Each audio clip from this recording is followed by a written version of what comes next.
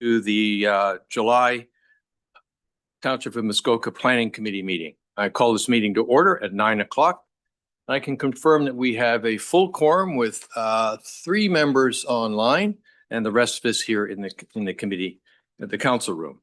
We also have the CAO, Deputy Clerk, the Director of Development Services, Environmental Sustainabilities, and other members of staff are present. We advise that public input on the agenda was invited through the township email, as we always do. Today's meeting is being live streamed and recorded in the Township of Muskoka Lakes website and YouTube channel. By participating in the open public meeting today, you are consenting to your image, voice, and comments being recorded and posted online.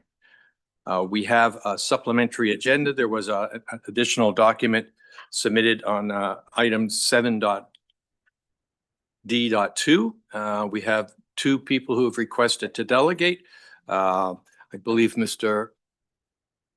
Borskew is here to provide comments on behalf of our Muskoka, and also Mr. Brown will be presenting. I asked, do we have any pecuniary interest from members of committee? Good, seeing none. I'm going to modify the agenda just slightly because we have a representative here from the district. And so we're going to, on 4A, which is a presentation of the from the manager of Watershed programs at the district, Mr. Cunningham. He was going to speak first, and then we will put item number 15B, which is our report from Director Huff on the same topic. And hopefully that will only take 10 or 15 minutes. So we won't be delaying either the public comments or the public portion of the meeting very much, because we like to keep that agenda whole. So without further ado, may I start with Mr. Cunningham and to make the presentation on the topic of integrated watershed management. Welcome, Mr. Cunningham. Thank you, Mr. Chair, and through you to the remainder of the meeting. My name is Glenn Cunnington. I'm the manager of watershed programs at the district. My apologies. Well, it happens all the time. If it wasn't for happy days, I don't think people would probably get my name right more often, but that's okay. So, over the past few decades, there's been a steady increase in the frequency and duration of issues that we've had to address, and to the same extent that we haven't had to historically. Next slide, please. These events are often changed to a globally changing climate. Next slide. And take the form of flooding events. Next slide. Extensive personal property damage. Next slide. Wildfires. Next slide. Economic stressors like inflation, changing and declining workforces. Next slide. Declines in water quality. Next slide. Struggles with housing and homelessness. Next slide. As individuals dedicated to serving our communities, we're facing these issues head on, and they can feel overwhelming at times. I know at the district, I work in a very small division, and we often feel that these issues can be just too big to tackle on our own. And we recognize that in order to face these issues head on, we must come together to support each other. Next slide. Next slide. Oh.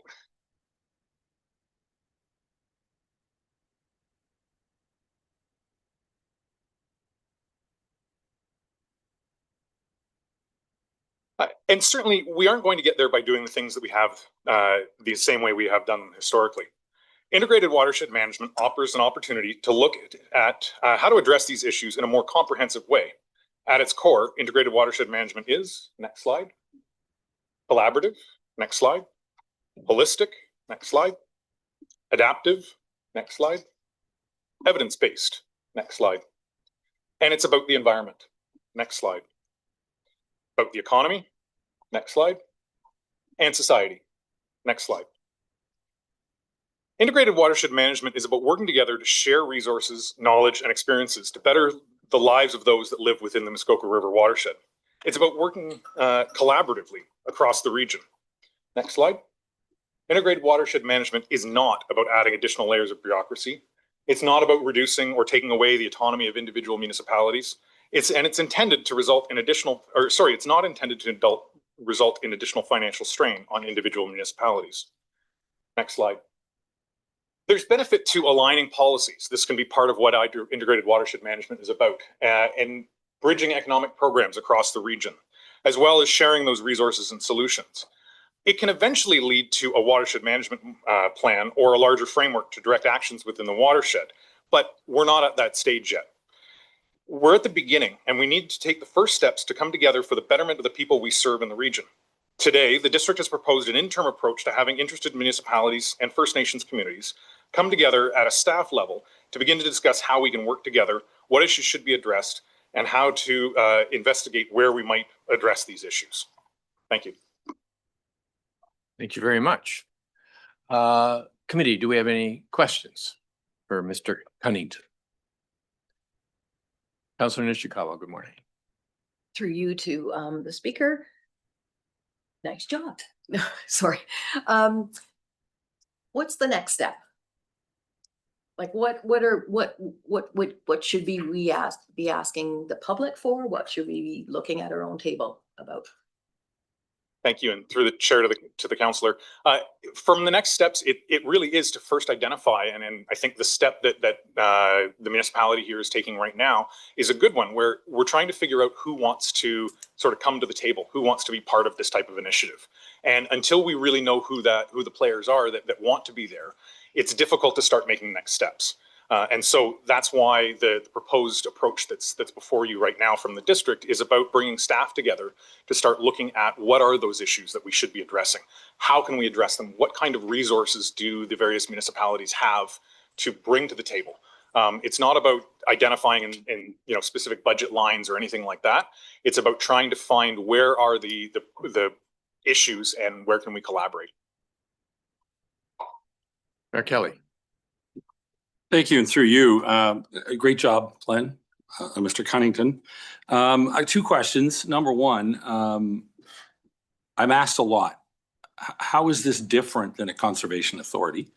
I'll leave that, but I'll also ask a follow-up, and that is, in the absence of some sort of central authority, how do you get the people at the top end of the watershed to take seriously the fact that everything they do is accumulative and accretes all the way down to Muskoka Lakes, which is the last stop for Georgian Bay. Obviously, we take it seriously. We build official plans. We build all sorts of stuff into our thing to protect the quality of the water here. But we get what we get. And I'm a little bit lost, short of tons of leadership and perhaps some legislative support, how you get, I think there's 14 bodies, independent municipalities, First Nations, and some Crown land, if I'm not mistaken. How do you get all of that lined up so that you don't wind up at the lowest common denominator for the solution? Mr. Cunnington. Thank you. Through the chair to you, Mr. Mayor, I think to answer your first question, how is this different than a conservation authority? In recent years, we've seen conservation authorities lose a lot of the powers that they used to have in legislative changes. And so one of the ways that this is absolutely not like a conservation authority is it's not focused on just very narrow pieces of what we need to be worried about, which is now sort of where conservation authorities have unfortunately been relegated. A lot of the information that they would be dealing with around flooding and flood hazards and things like that absolutely can be part of this, but it's not intended to create a new body necessarily that has a levy that is drawn from the various municipalities and things like that. Essentially, in my mind, at this stage, the intent is for it to be a group that just gets together and works together on issues. And so to the second part of your question, where how do we get other municipalities farther up in the watershed to care about what happens down here? It's really about, again, that coming together, and it's that education component. It's about talking about how what happens up in Lake of Bays or in Algonquin Highlands or even in Algonquin Park in the headwaters of the watershed all have impacts when it comes down to, as you say, the Township of Muskoka Lakes, where all the water comes together. And so if we can't come together and start talking about those issues, then we're at status quo, and we won't ever get to the point where we can start to consider how do we make people understand that. Thank you. Excellent answers. Thank you. Any other questions from committee? Thank you, Councillor Mazin. Thank you, and through you, and thanks very much, Glenn, for your presentation. I'm trying to bridge maybe the staff report a bit later in today's meeting as well. Is the intention now that the district is going to be leading this group, similar to Belt, like having attended that meeting back in November, I think it was in November? Is that the idea of today? Is that now, that as part of this next step, the district's trying to pull things together and pull this group together to say, okay, how do we proceed from here? Mr. Cunnington? Thank you. And through the chair to the councillor, the district doesn't have any interest in necessarily being the lead on this. At this time, we have some staff capacity, and this is all coming out of that November event. You're correct. And essentially the district just bringing forward what commitments we had made at that time. So if hopefully this group forms and we can start to work together, it's the first step for this group will be to figure out who's on first, who's on second, how are we going to make decisions, what kind of issues are we going to address, and how will we work together.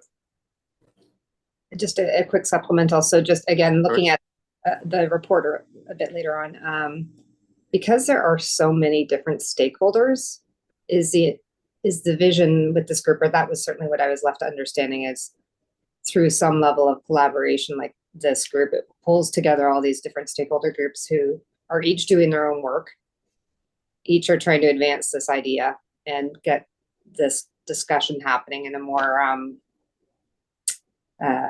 open and honest forum led through staff at this point. Is that the idea?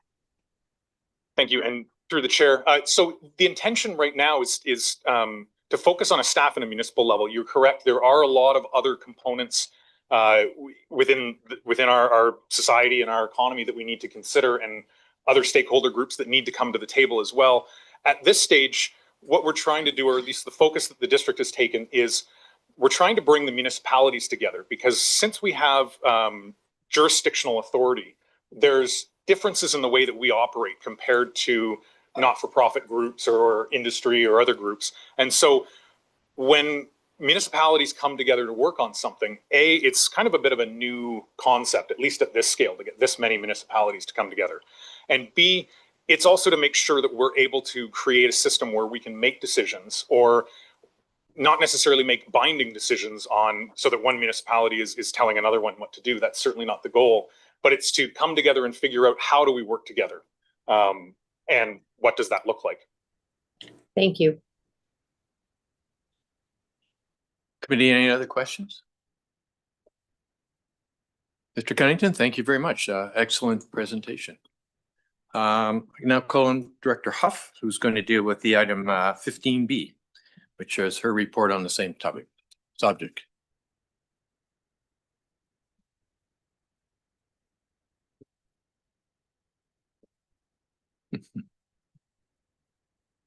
Thank you, Chair, to the committee. So thank you very much to Glenn for his presentation. I think he did much of the heavy lifting on the IWM report that's attached to your agenda. Really, I just wanted to provide a high-level summary. Much of the background information about what IWM is, where the watershed is located within the areas, is contained within the report, as well as the report does contain the resolution that's being considered by every municipality within the watershed. And essentially, the resolution would provide support for the concept of IWM, as well as direct staff to participate as a working group to come up, with an accord that would provide some guiding principles upon which the further development of an IWM approach would be based on. So here to present that resolution for committee's consideration, and happy to assist with any questions that you may have. Thank you. Councillor Zavitz. Thank you, and through you to the presenter. So is there a fiscal commitment from the township at this early stage, or is it expected, but we don't know what that represents? Dr. Huff. Supplemental. Sure. Thank you through the chair to Councillor Zavitz. there is no financial commitment at this point. I don't have a sense of what that commitment may or may not look like in 5 or 2 years from now. I don't know. Committee, any other questions? Councillor Mazin? Thank you, and through you, just to have an understanding, the risk, I don't like using the word risk, the opportunity, I would say, of participating is that the township would have perspective at the table to share some of the, I'm trying to think of this practically, like learnings that we've had here at the township to share with others. Is that correct? And on the flip side of that, it's not a huge investment of time from a staff perspective. It's participating in a process. Is that correct? Director Huff? Yeah, through the chair to Councillor Mazin, that's a very good observation. I would say that's one of the key, as you said, opportunities for staff to pass on some of the things that we think that we do great here, and pass that on to other municipalities, but as well as to just create relationships to build the understanding of, you know, the impacts that management of the watershed has on each of the municipalities. And so I think it's really about the starting point, as you know, from the presenter, is also creating the relationships amongst the staff, and leverage those as learning opportunities for everybody to improve their watershed management principles. Councillor Mazin? Thank you. So just what I did hear from Mr. Cunnington, as well as yourself, is that we're not being restricted in any way by starting this journey. At this point, it's more exploring in the crawl, walk, run stage. Is that correct? Director Huff? Through the chair, yes, absolutely it is. Good. Thank you. Thank you. All right. Councillor Zavitz? If I could, thank you, and through you, I do have a comment, but I would hold that until you. Oh, fine. Do we have a resolution? All right, let me read the resolution. Okay. Moved by Councillor Kent, seconded by Councillor Zavitz. Whereas integrated watershed management is a modern approach to environmental management which integrates information and decisions made to achieve collective watershed-wide goals. And whereas management of the Muskoka River watershed requires coordination between provincial government, regional and local watershed municipalities, First Nations, and environmental stakeholders. And whereas one of the next steps in bringing an integrated watershed management approach to the watershed is to form a Muskoka River watershed IWM staff working group. And now therefore be it resolved that the Township of Muskoka Lakes supports, in principle, pursuing an IWM approach to the Muskoka River watershed, and that staff be directed to participate as a member of the Muskoka River Watershed Consortium, and that this resolution of support be circulated to the Minister of Natural Resources and Forestry and the Ministry of the Environment, Conservation and Parks, and the municipal watershed municipalities and First Nations. Councillor Zavitz? Thank you, and through you. So I'm all for this, and we've been, you know, I think there's been a lot of talk over a lot of years about the management, and it's certainly more than the management of the water, but so much has been said. I think the words are responsibility and influence. If those two things come to this larger group and the provincial government pays attention to, so I think one of the items on our agenda today, later on, speaks to the MNR actually speaking with the Township of Muskoka Lakes, you know, and the other municipalities. So, I mean, I'm all for this, but I also do believe that there has been so much talk over so many years, and the continued threat of the water levels is there. And I'm speaking very specifically about levels, not the quality of the water and some of those other issues that this broader brush will deal with. But I am very concerned that it's the time, the talk has to be done, and the action, it's time for action.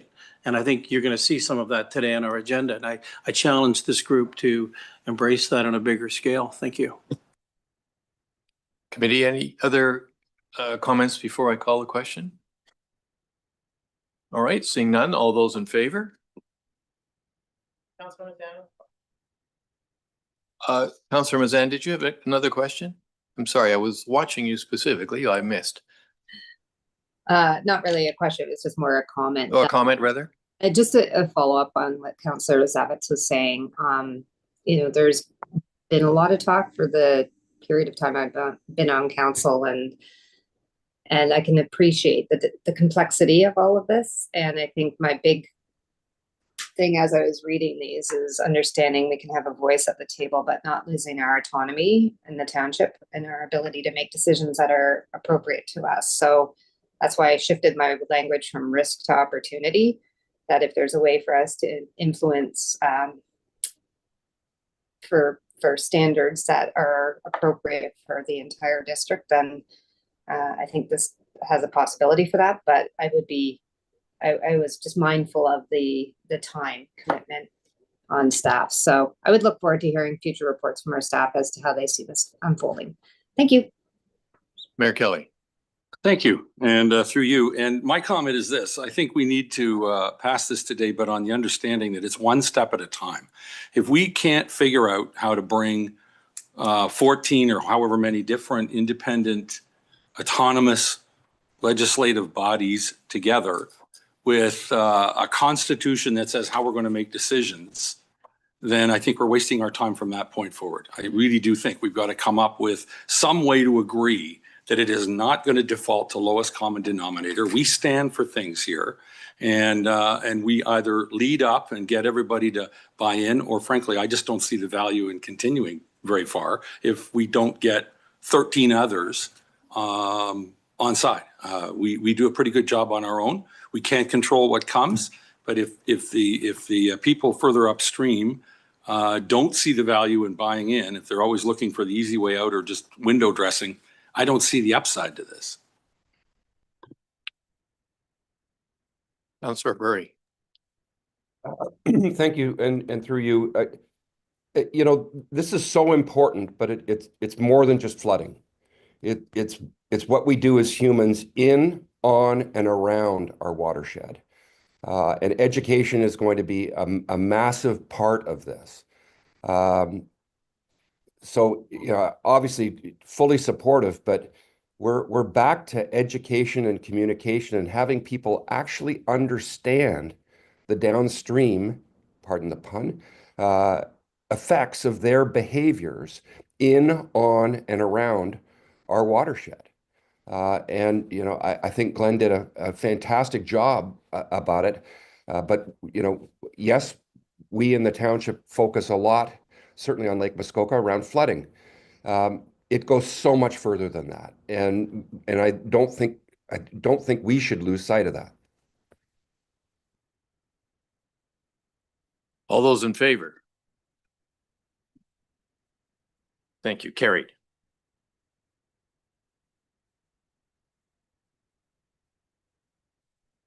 All right, we now are into the public comments, and I'll ask, I think, Mr. Horseshoe, is that how do I get the pronunciation right? Mr. Horseshoe, welcome. If you start with your name and address, and as a public delegation, you have 5 minutes. Good morning, Chair Bosomworth and members of the Planning Committee. My name is Alex Forshew. My address is 3 Lee Valley Drive, Unit 2, Port Carling. I'm here representing our Muskoka Stakeholders Association. Our Muskoka has thoroughly reviewed the material for agenda item 10A regarding the comprehensive zoning bylaw update. Until the appeals regarding the official plan are resolved, it is premature to begin public discussions about reviewing and updating the zoning bylaw. We want to reiterate the points made in our letter in the delegation from April 28th and 29th, 2025. While the outcome of the appeal remains uncertain, we can confirm our willingness to engage in mediation to resolve the issues we see quickly as possible, therefore allowing the zoning bylaw update to proceed. Unfortunately, the township's legal representatives have been unwilling to participate in mediation during this appeal process.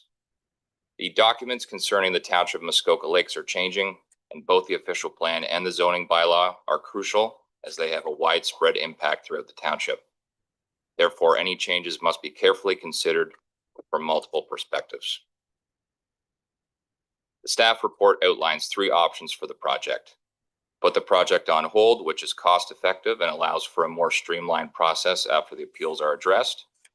Proceed with the project in part, or maintain a modified status quo. Our Muskoka Stakeholders Association supports option 1. We believe that once the direction of the appeals are clarified and determined, it will enable a more efficient process for updating the necessary bylaws. However, as noted in the second bullet point under cons on page 4, a downside to the delay in updating the comprehensive zoning bylaw is that it has put a strain on the staff, the public, and key stakeholders, juggling 2 official plans, appealed policies, and unappealed but in effect policies. Without progress, this strain is expected to continue. We would like to add that local businesses are feeling this strain heavily as well. Unfortunately, we are in this situation because of the township's legal reps have chosen not to engage in mediation with the opposing parties. Our Muskoka supports this dissemination of information to the public regarding the proposed changes so that taxpayers can assess the potential policy changes that could impact their personal properties and local businesses. We urge you to evaluate future developments that may require variances and to also assess the township's capacity to accommodate these changes. Additionally, we advocate for the creation of clearer and simpler definitions and policies. It would be great if it were possible for the housekeeping items to be addressed in-house without incurring any cost to ultimately the taxpayer. I want to conclude with saying that the stakeholders and our supporters are not angry or have personal vendettas with staff, council, or the township in general. We are all taxpayers and locals in Muskoka and deeply care about the future of our home and our livelihood. Many points brought forward with the new official plan are valid and we support.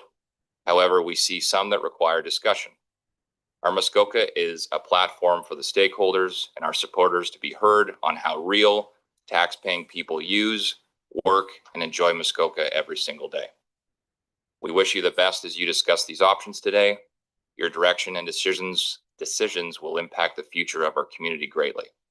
As always, happy to discuss any points. Thank you for your time. Thank you very much. Any questions from committee for Mr. Forshaw? Thank you very much. Very efficient.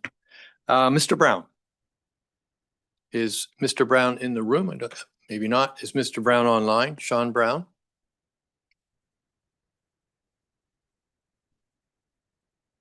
No.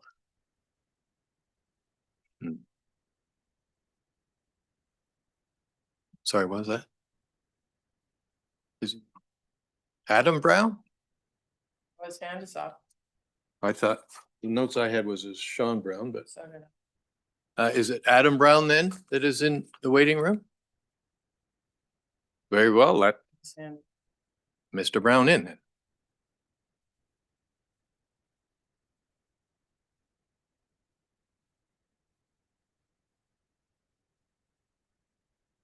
Mr. Brown, if you could turn on your video and sound. Of course. Good morning. Sorry, thank you for the opportunity to speak here. Good morning, Chair and members of Council. My name is Sean Brown. I'm on Adam Brown's Zoom, and I'm a lawyer in his office. I'm here on behalf of Adam. He wasn't able to attend due to a family emergency. My address is 40 Holly Street in the city of Toronto, M4S3C3. I'm here to speak on item 10A on behalf of various landowners in the township who have a direct interest in the township's comprehensive zoning bylaw update. On April 29th of 2025, a special planning committee was held. We attended and spoke at that meeting. At that meeting, there was a preliminary report from the manager of planning staff, in addition to input from Meridian Planning, who is the outside planning consultant to the township on this comprehensive bylaw update. That report and presentation outlined 2 issues that our office and clients had a specific concerns with and questions about. I'm going to outline both of those concerns here today. The first was that the report referenced that the chief building officer has concerns with the use of the main floor space in a boathouse as it relates to compliance with the Ontario Building Code Act. Our response to that is what provisions of the OBCA are of specific concern to the chief building official? Why don't those concerns also relate to the storage of boats and other materials on the main floor of a boathouse, a use that is presently permitted? The second issue we raised concerns with is that the report and presentation referenced a flood elevation concern as it relates to the use of the main floor for recreational space. Our response is what planning policies are being relied upon to justify this concern, and why doesn't this concern also relate to the use of the main floor for the storage of materials such as boats, and also the use of the main floor outdoor area as a lounging area. Again, these are both uses that are currently permitted. Following the preliminary report and presentation on April 29th, our office submitted a letter to the township dated May 12th, 2025. That letter outlines in greater detail our concerns with the preliminary report. In response, we received a email from Bryce Sharp on May 14th, and that response stated that our questions that I've outlined here today would be addressed as part of the ongoing comprehensive zoning bylaw update. I'm here today to address that those concerns have not yet been addressed in the most recent report, and that we're requesting for a response to our requests outlined in the May 12th letter be received within a reasonable period of time. Thank you. Thank you very much, Mr. Brown. Are there any questions from committee to Mr. Brown? All right, thank you very, Councillor Nish. All right, well, we can do that later when we get to the zoning bylaw. All right, thank you very much. We will now move on to our first planning application, which is ZBA 0725, a long number Ontario Inc., 1050 Island Park.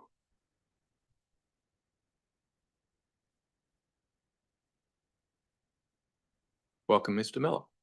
Thank you.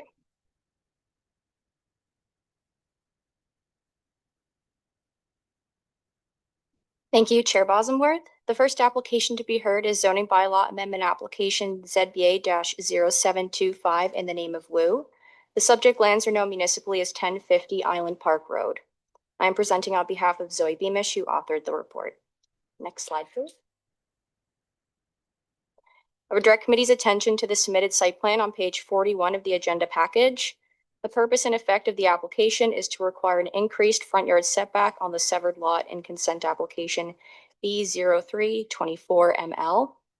Approval of the application will fulfill a condition of consent application B0324ML, which the Committee of Adjustment provisionally approved in February 2024. No buildings and structures are proposed at this time. Next slide, please. Notice of this public meeting under the Planning Act was circulated 20 days in advance of this meeting, and 5 comments have been received to date.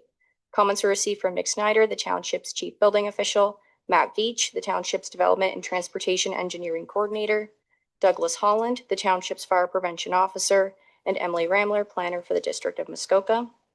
A letter was received from Catherine Ross, located at the abutting property to the west at 1072 Island Park Road, which outlines some concerns regarding steep slopes on the property, a request for consideration of an increased interior side yard setback, consideration to include minor accessory structures in the required front yard setback, and concerns regarding navigation and safety with respect to future boathouse development on the severed lot. All comments were circulated to committee prior to today's meeting, and those received after circulation to committee are available on the government portal. Next slide, please. Staff have prepared a detailed report for committee's consideration and recommend that the application be approved. I have no further comments at this time and I'm happy to answer any questions from committee. Thank you very much. I believe we must have Mr. Zerback in person today.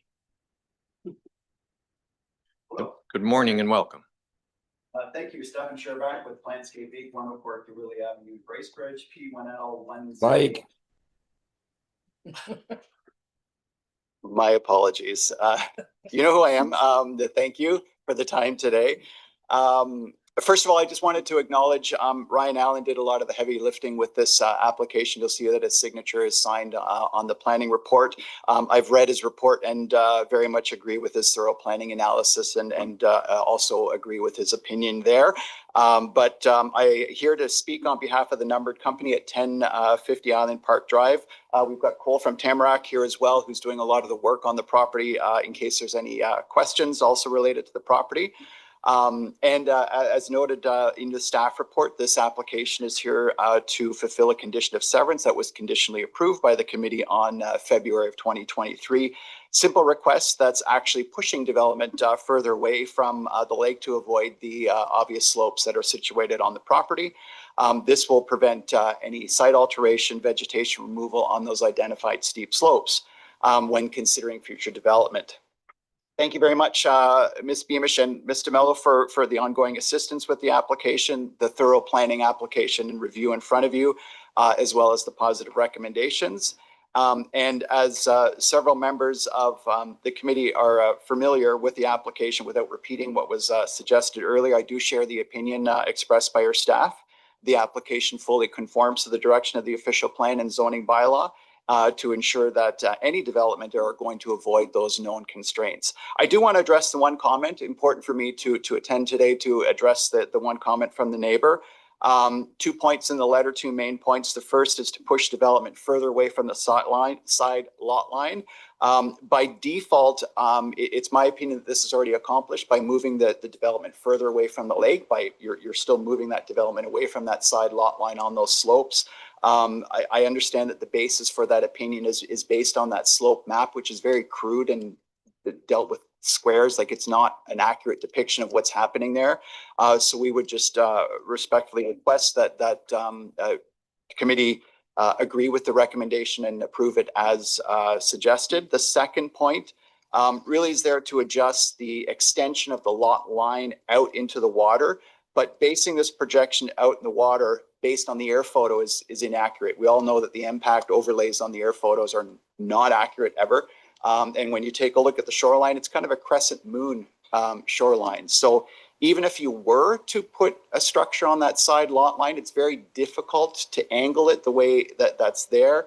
And it's actually quite a bit lower than the boathouse as well. To say that it's a navigation hazard, I respectfully disagree because it's actually further down along the shoreline.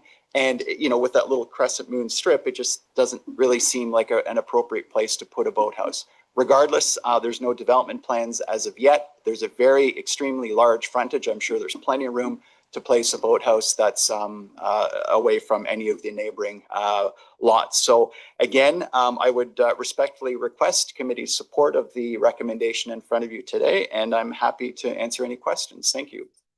Thank you very much. We will take questions in a minute. Do we have anybody either in the room or online wishing to speak in support of this application? And do we have anybody wishing to speak against this application? None? No, we do. Oh, we do?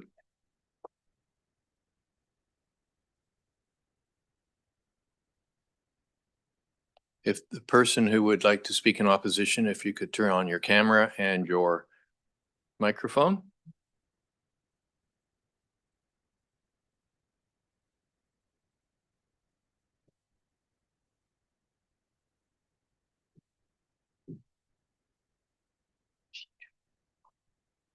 Good morning. If you could turn on your microphone so we can hear you.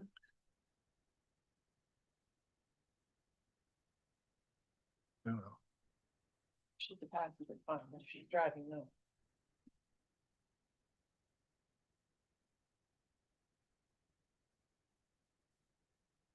We can't hear you.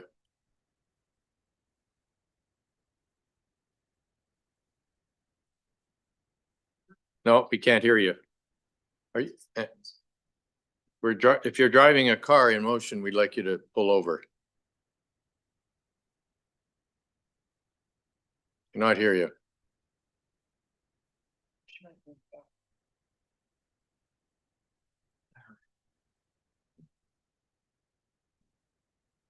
No. Hopefully they're both in the back seat.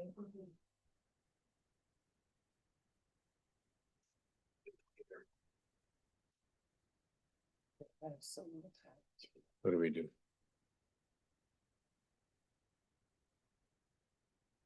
Ask again. I think one can be your thing. If you, I'm afraid we still can't hear you, so unless you can resolve that problem, we're gonna have to pass. She could phone in, there's a phone number, but she's driving, she cannot participate.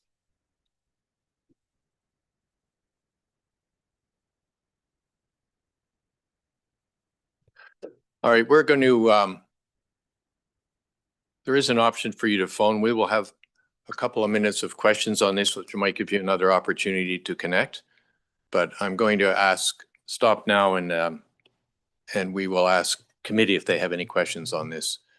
And if you can't get in a couple of minutes, then I would suggest you write your comments in, but you may have already done that.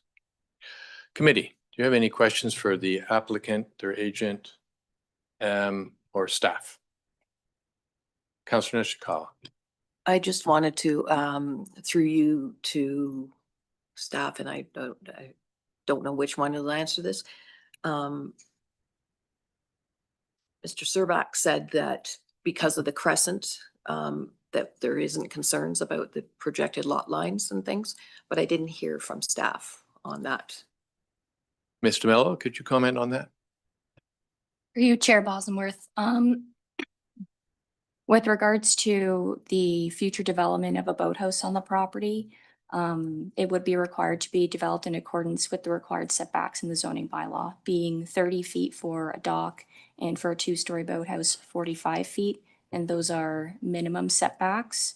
There's quite a bit of frontage on this property. I think it has a straight line frontage of over 460 feet. So there's quite a bit of space to develop a boathouse on the property.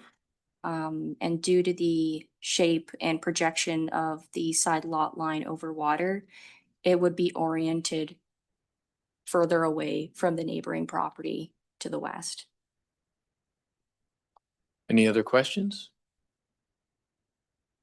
Let me read the resolution then. Moved by Councillor Edwards, seconded by Councillor Burry. Be it resolved that zoning bylaw amendment application ZBA 07/25 10003362210 Ontario Inc. be approved. Are there any comments, discussions? All those in favor? Thank you. That's carried.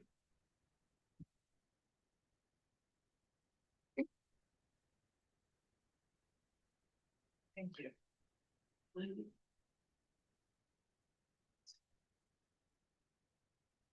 Our next one is also Mr. Mello. It is ZBA 0825 Hamilton and Langille on 1031 Park Road. Thank you, Chair Bosomworth. The next application to be heard is zoning bylaw amendment application ZBA-0825 in the name of Hamilton and Langille. The subject lands are known municipally as 1031 Park Road. Next slide, please.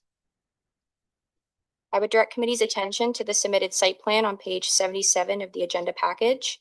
The purpose and effect of the application is to permit the construction of a dock on a lot with less than 100 feet of frontage at reduced side yard setbacks and wider than permitted. The application was revised on May 30th to include a reduced northerly side yard setback of 6 feet and an increased southerly side yard setback of 6 feet. The revised site plan was included on the supplementary agenda for today's meeting.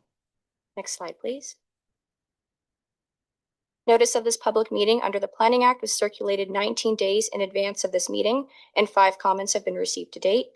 Comments were received from Nick Snyder, the Township's Chief Building Official, Matt Veach, the Township's Development and Transportation Engineering Coordinator, and Douglas Holland, the Township's Fire Prevention Officer, indicating no objection. Comments were received from Sarah Campbell, Planner at the District Municipality of Muskoka, indicating no concerns with the application, provided that the appropriate development control techniques are used to implement the recommendations of the Fish Habitat Assessment prepared by Sumac Environmental Consulting. 3 letters of objection were received from neighboring property owners located at 1011 Park Road, 1009 Center Avenue, and 1007 Center Avenue, which outlined some concerns. A letter was also received from the applicant's agent requesting that the application be deferred to provide the applicant with additional time to prepare a survey, consult with neighboring property owners, revise the proposal to bring the proposed dock closer into compliance with the township zoning bylaw, and provide more detailed drawings demonstrating the proposed dock. All comments were circulated to committee prior to today's meeting. Next slide, please. Staff have prepared a detailed report for committee's consideration and recommend that the application be denied. Staff note that committee may wish to consider deferring the application in light of the request made by the applicant's agent. I have no further comments at this time, and I'm happy to answer any questions from committee. Thank you very much. Mr. Coburn.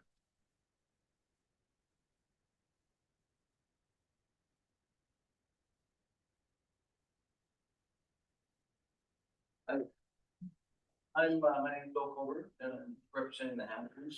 You have 5 minutes, Mr. Coburn. Mike, My name is Bill Coburn and I'm representing the Hamiltons. Welcome. You have 5 minutes. Like, I will take very little time. Right. I've met with Emma, and the Hamiltons have received the objection letters. They're listening. They recognize that what they've proposed is too long and too wide, which is much of the concerns of the neighbors. They have they've gone about to retain a surveyor because it's a pie-shaped lot. The 100-foot lines are, so we want to make sure we know exactly where they are, how that impacts on the proposed dock. They plan to resubmit, if they can, amend their application to have a shorter dock and a thinner dock. We also intend to, because of the survey, to get some drone photography, some better drawings to show exactly where the dock would be relative to the adjacent docks. It's hard from the Google photos and the drawings that exist right now to be able to know exactly what the impacts are. So in addition to the, essentially they got the comments a couple of days before the report was finalized, and they want to go back to the drawing board to make sure that they've addressed their neighbors' concerns, because they want to be good neighbors. They're listening, and they believe in the consultation process, which is exactly why it's there. So we're requesting that it be deferred so that we can have the survey done and consult further with the neighbors, resubmit drawings to Emma, and have them come back at a later date to you guys. Thank you very much. Do we have anybody wishing to speak in support or against this application? Is there anybody online? They're online, but they haven't raised their hands. Okay. Yeah, there's one. All right. So the person who's online who wished to speak about this application, if you could turn on your video and your mic.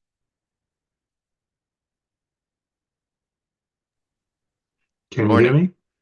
Yes, we can. Good morning. My name is Terry Shane. I am the owner of 1007 Center Avenue, which abuts the Hamiltons property.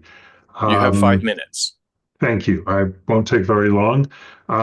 We have lived on the property for over 10 years. Our neighbor, Sue Batterson, at 1009 has lived there for 37 years. We were close with the previous owners of the property, and throughout the life of that property, there has never been a dock on that land. And we were always assured when we purchased our property, because of the very sort of pie-shaped nature of the bay, that there would not be a dock on that property, and because of its very narrow width, which is quite tiny to support to support a dock. We would like to maintain good relationship with the Hamiltons. So we've had good relationships, and we're sympathetic to their desire to be able to enjoy their property. However, when they purchased the property, they were left in no doubt that there was no possibility of having a dock on that particular stretch of beach. It is adjacent to a wetlands area, breeding area for waterfowl. And we believe that the property is simply too narrow to support a dock. Certainly nothing of the size that was proposed here. You know, we could see a small swimming platform perhaps, but the size and the scope of this dock is completely out of whack with the size of the property and the impact that it would have on neighboring properties. So it's not like they were surprised by this inability to have a dock. It was made clear when the property was purchased. That's all I have to say. Thank you very much. Is there anybody else in the queue?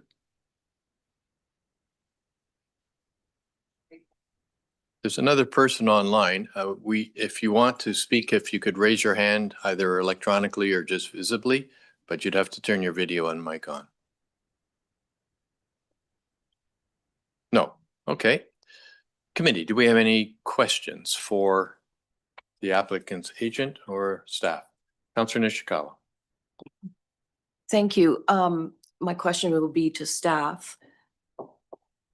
I think I have to have a little bit of a preamble, if you wouldn't mind. Preambles are allowed, I'm a as long little, as they're not full of opinion. I'm a little concerned that what I heard from the agent's, or the applicant's agent could be very, very costly, and we may or may not approve, you know, having a survey done and all of those things.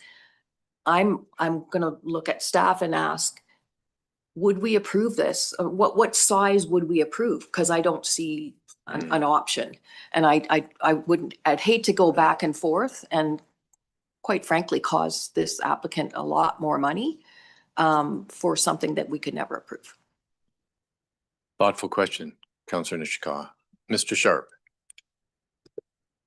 Thank you, Chair, and good morning, committee, and thank you for your question, Councillor Nishikawa. It's a good question. You know, I would say ultimately, if committee's looking to defer the application, I think staff have had difficulty with the application. It is a difficult property. It has limited shoreline frontage, and there's numerous constraints. However, you know, I'd say it's largely a question of what risk or what financial investment the applicant is willing to make in order to keep this process moving forward. If we do defer, staff are always happy to look at any amendments or changes. But at this point, I can't provide any guarantees with respect to the outcome of what an amended proposal would mean in terms of our approval. Thank you. Councillor Edwards. Thank you. This is for staff. I'm looking at the pictures on page 110 of our agenda. And it looks to be a seating area at the water. Does that also count for dockage? If it's there, was it there when you were there at the Mr. Mello? site visit?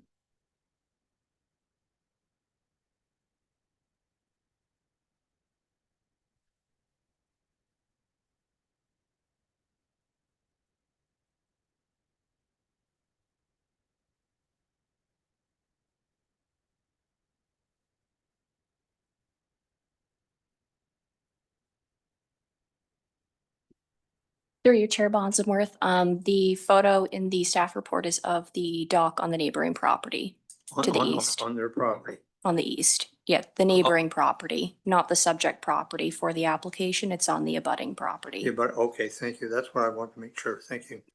Very well. Committee, any other questions? All right, so the applicant has asked to be deferred. How does committee feel about that? Councillor Roberts. Thank you, Chair. I'm thinking along the lines the same as my colleague, Councillor Nishikawa. I'm looking at the photograph on page 67, which shows the proposed dock and then the neighboring dock. All right, Councillor Roberts, I think you're giving some opinion. Let me read the resolution first. Sorry, probably my. We not read it? Oh, we haven't read it. Sorry. Sorry. I thought you had read it. No, it's fine. No, let Go me ahead. read it. Moved by Councillor Zavitz, seconded by Councillor Nishikawa. Be it resolved, the zoning bylaw amendment application ZBA 08/25 amended, bracket Hamilton and Langill, be denied. Please Thank you, con- Chair. I please continue. apologize for getting ahead of No, the no, game. I'm sorry. I apologize for not Sorry. being clear. So I'm thinking along the same lines as Councillor Nishikawa. I would like to do something to help out the applicant, but I'm looking at the dock on the neighboring area, and I'm thinking boats coming in and safety. And I understand staff, really can't give an opinion without having a scenario. So that wouldn't be right, but if I suggest maybe we could defer it and the applicant could greenlight it with staff to see what would even be close to being considered before they went into too much expense. Thank you. Councillor Zavitz. Thank you. Through you, as a comment, having spoken to the local cottager association, I mean, they are in agreement with the staff recommendation. And so I would certainly also be supporting the staff recommendation for a denial. Thank you. Committee, any other thoughts? We have Councillor Edwards. I'm sorry, and then sorry, let me go to Councillor Kent first. Thank you. I was going to jump out of the gate right away and say, I can't imagine any condition on which we would approve a lot this size for a dock and building out into the water like that. And I think it's a waste of everybody's time and money to even consider it. I would be supporting staff's recommendation on this and think we should just move forward, because I don't think there's any condition on which we'd change our mind. Councillor Nishikawa. Thank you. My question would be to David Pink, actually. When we don't accept what the applicant has asked for, the deferral, is that a mark on us if this gets challenged? CEO Pink. Thank you. Through you. It's a good question. I don't know if I would call it a mark. My typical approach, and I think the municipality's typical approach, is to, at least be open to considering all viewpoints and be willing to compromise and give applicants an opportunity to amend applications. But ultimately, you're also subject to pretty explicit and stringent timelines under the Planning Act to make decisions. And if you feel you have all the information in front of you to make a decision, I think you're able to do so. And I don't think I would be overly concerned about that being questioned if an appeal. But again, if you think there's a possibility to reach a compromise here and to amend the application to be in a reasonable position that you might be able to approve it, I think staff would typically encourage you to take that opportunity. I hope that helps. Councillor Shaw. I'm happy to move forward today with the recommendation of staff. Committee, can I hear from the rest of the committee or others in the committee? Which direction we're? Councillor Edwards. And that, looking at the photos and hearing evidence that the people were told they could never have a dock there, I would be willing to vote on this today.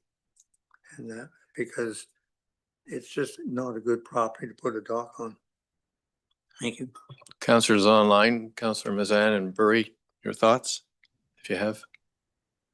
So I do. It's an undersized lot, so I'm, right there. But the fact that there's waterfowl breeding next door, it's environmentally sensitive. I'm going to have to walk the talk, so I'm not in favor.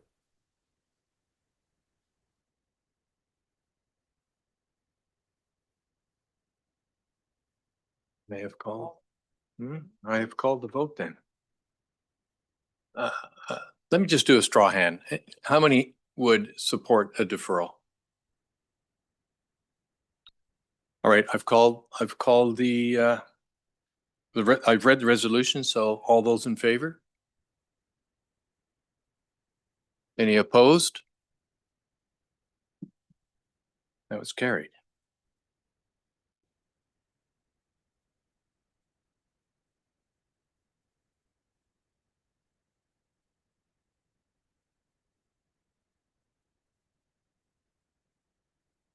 All right, the next item, we will go ahead with the next item. It is item number 3, ZBA 11/25, 167 9 Mile Lake Shore, and that is Ms. Walker. Thank you, Chair Bosomworth, and good morning, committee. The next application to be heard is zoning bylaw amendment application ZBA 11/25 in the name of Russ and Vanders Split. The subject property is known municipally as 167 9 Mile Lake Shore. Next slide, please. I would direct committee's attention to the submitted site plan on page 129 of the agenda package. It's also in front of you on the screen today. The subject lands are developed with an existing dwelling with an attached sun deck, 2 sheds, a private on-site sewage disposal system, and docks. Next slide, please.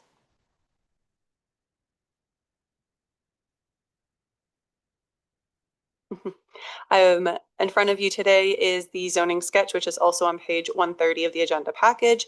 The purpose and effect of the zoning bylaw amendment application is to rezone the subject lands from open space public OS1 to waterfront residential, water access WR3, and environmental protection EP1. Next slide, please. Based on staff's research, it appears that the lands were rezoned to OS1 sometime between 1970 and 1987. It is possible that this occurred as part of a comprehensive zoning exercise. The lands surrounding the subject lands are part of the Severn River Conservation Reserve and are considered to be Crown land owned by the Ministry of Natural Resources and Forestry. It's likely when these lands were rezoned to OS1, the subject lands were accidentally included in that rezoning. Next slide, please. Notice of this public meeting under the Planning Act was circulated 31 days in advance of this meeting, and 4 comments have been received to date.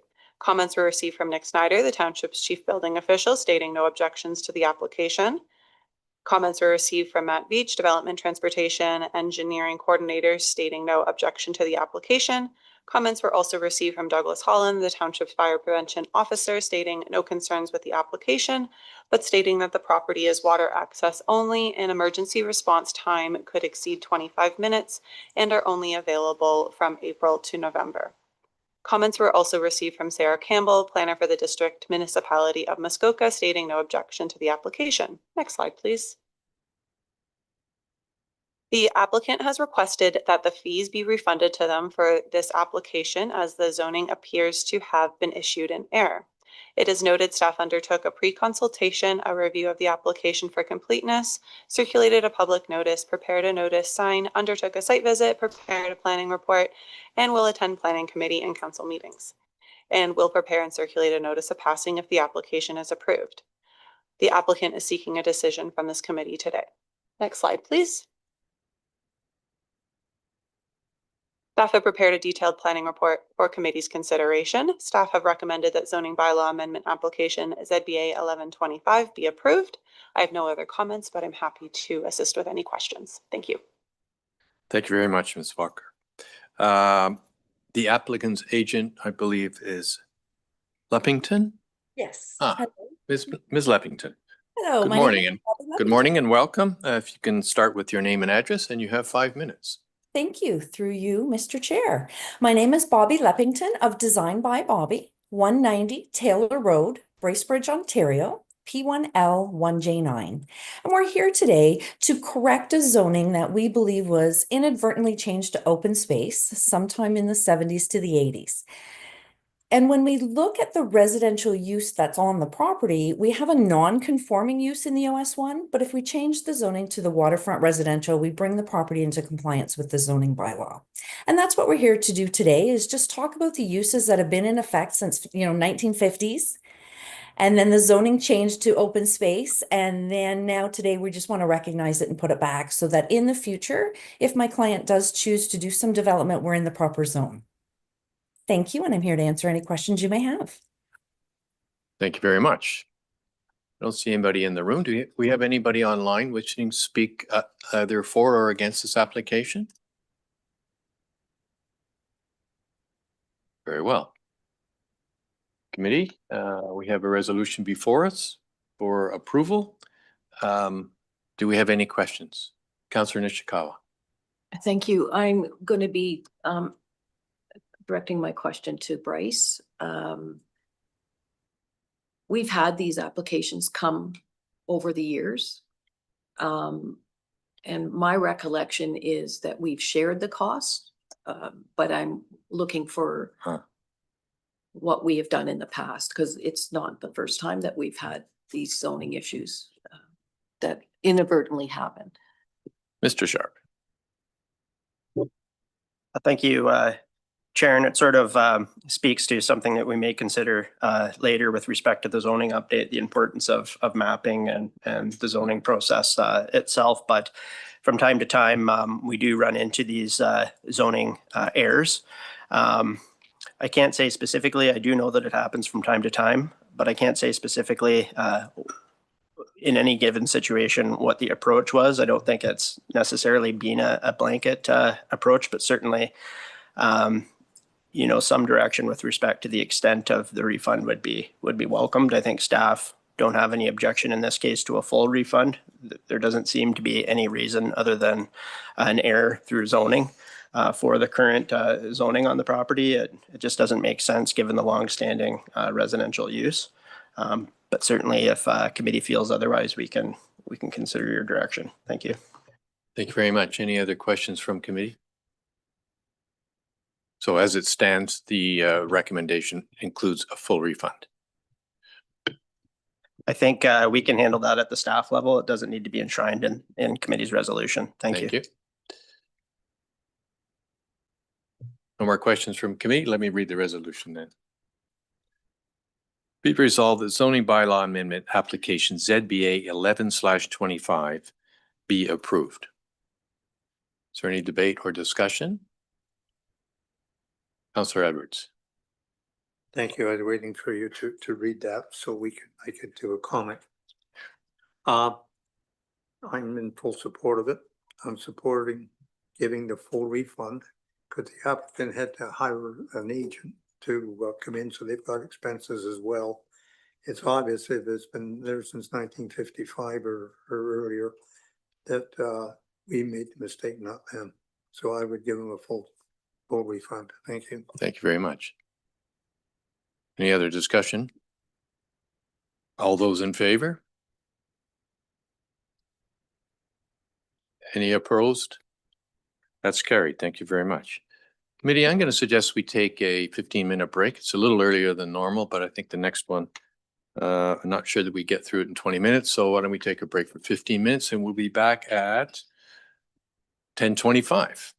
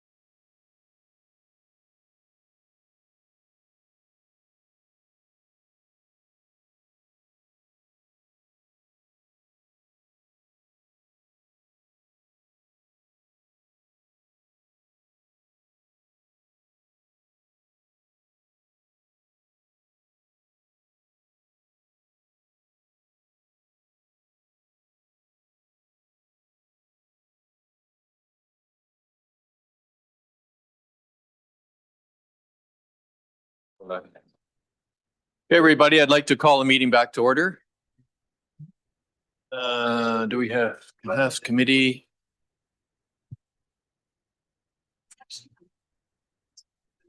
All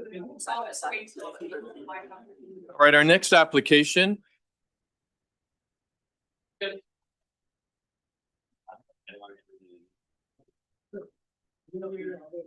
Our next application and final application is ZBA 16/25.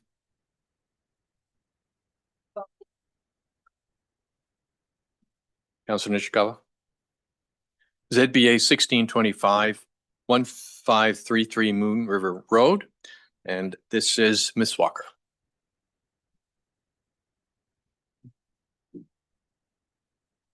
Thank you, Chair Bosomworth. The next application to be heard is zoning bylaw amendment application ZBA 1625 in the name of Steinstra. The subject lands are known municipally as 1533 Moon River Road. Next slide, please. I would direct committee's attention to the submitted site plan on page 157 and 158 of the agenda package or on the screen in front of you. The subject lands are developed with an existing dwelling with an attached sun deck, a sleeping cabin, pump house, and docks. Next slide, please.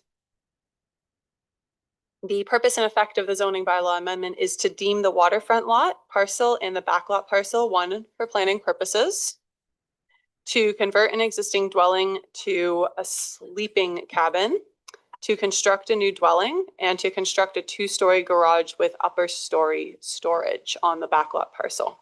Next slide, please. Displayed on the screen is a photo of the existing dwelling with an attached unenclosed porch to be converted to a sleeping cabin. An exemption has been requested to permit the sleeping cabin to be 760 square feet in size, where the maximum permitted size under the zoning bylaw is 650 square feet. Next slide, please. Available mapping indicates that a significant portion of the waterfront parcel is within the floodway and flood fringe of the Moon River. Per the 2024 Provincial Planning Statement, development and site alteration shall not be permitted within the floodway. The Muskoka Official Plan and Township Official Plan reinforce this policy. Development and site alteration may be permitted within the flood fringe, provided flood-proofing measures are implemented. A letter has been received from John Hiley, a qualified Ontario land surveyor, stating that the finished floor elevation of the existing dwelling to be converted to a sleeping cabin is 222.37 meters, which is above the floodline elevation of 221.68 meters above sea level. In this location, staff are also currently working with the applicant to verify the location of the proposed dwelling relative to the floodway. Just for perspective, the floodway is in red and the flood fringe is in orange on the screen in front of you. Next slide, please. Notice of this public meeting under the Planning Act was circulated 29 days in advance of this meeting, and 4 comments have been received to date. Comments were received from Nick Snyder, the township's chief building official, stating no objection to the application, but noting the floor elevation is required to be above the flood elevation. Comments were received from Matt Veach, development and transportation engineer coordinator, stating that the proposed access is via a non-maintained road. These roads may not be constructed or maintained in accordance with the township's road standards. The township's operational services department does not review this type of access, and road access for emergency services may be limited or unavailable via the proposed road access. Comments were also received from Douglas Holland, the township's fire prevention officer, stating no concerns with the application, but stating that the calculated fire response time is 17 minutes and 7 seconds based on the department's average shoot time in the last 36 months and the travel distance of 6.7 kilometers to the fire station. This response time is outside the NFPA rural response time objective of 14 minutes. When the response is outside the rural response time objective, it is prudent to subject developments to additional design requirements beyond the minimum of the building code, potentially including fire sprinklers, increased spatial separations, and building materials of higher fire resistance ratings. This Fire Smart Home Owner's Manual shall be consulted to understand how treatments to the property influence wildfire spread. Comments were also received from Sarah Campbell, planner for the District Municipality of Muskoka, stating no objections to the application. Next slide, please. Staff have prepared a detailed report for committee's consideration. Staff have recommended that exemptions A to C and E of the zoning bylaw amendment application ZBA 1625 Steinstra to restrict the habitable floor area of the proposed dwelling, to require a proposed dwelling to be above the floodline elevation, to require an increased front yard setback for the proposed dwelling, and to deem a waterfront and backlot parcel 1 for planning purposes be approved, subject to the following. That prior to the bylaw being brought back to council for consideration, it be confirmed by an Ontario land surveyor that the envelope for the proposed dwelling plus a 15-foot surrounding buffer is available outside the floodway, and the envelope be delineated. And that exemption D, to permit an oversized sleeping cabin, to be denied.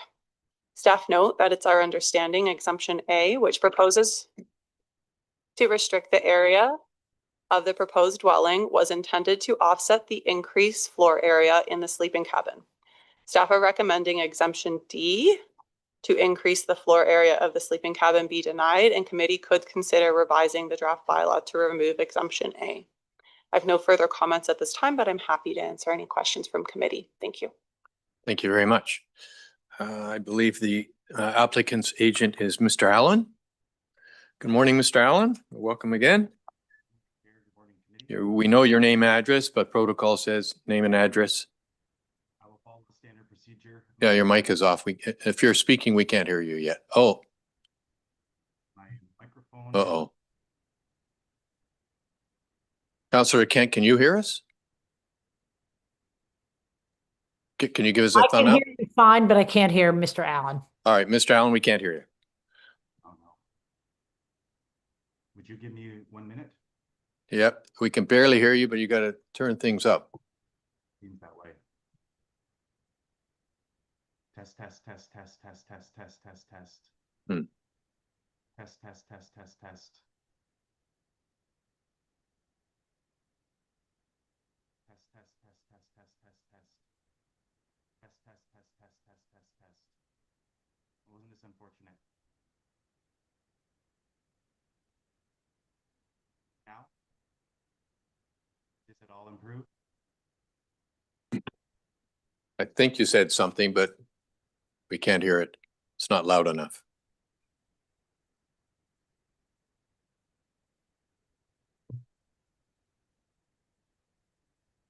Do you want to sign out and sign back in to see if that makes a difference? Good idea. Thank you.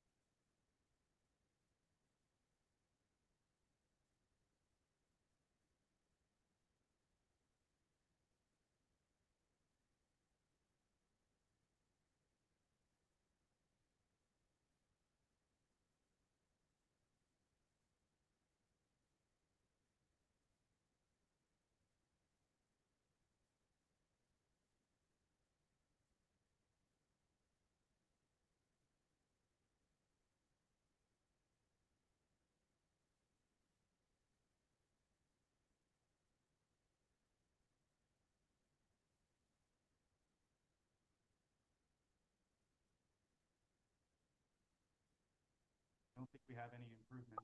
All right, try it again. I don't believe you can hear me. I'm gonna call. You're gonna call in.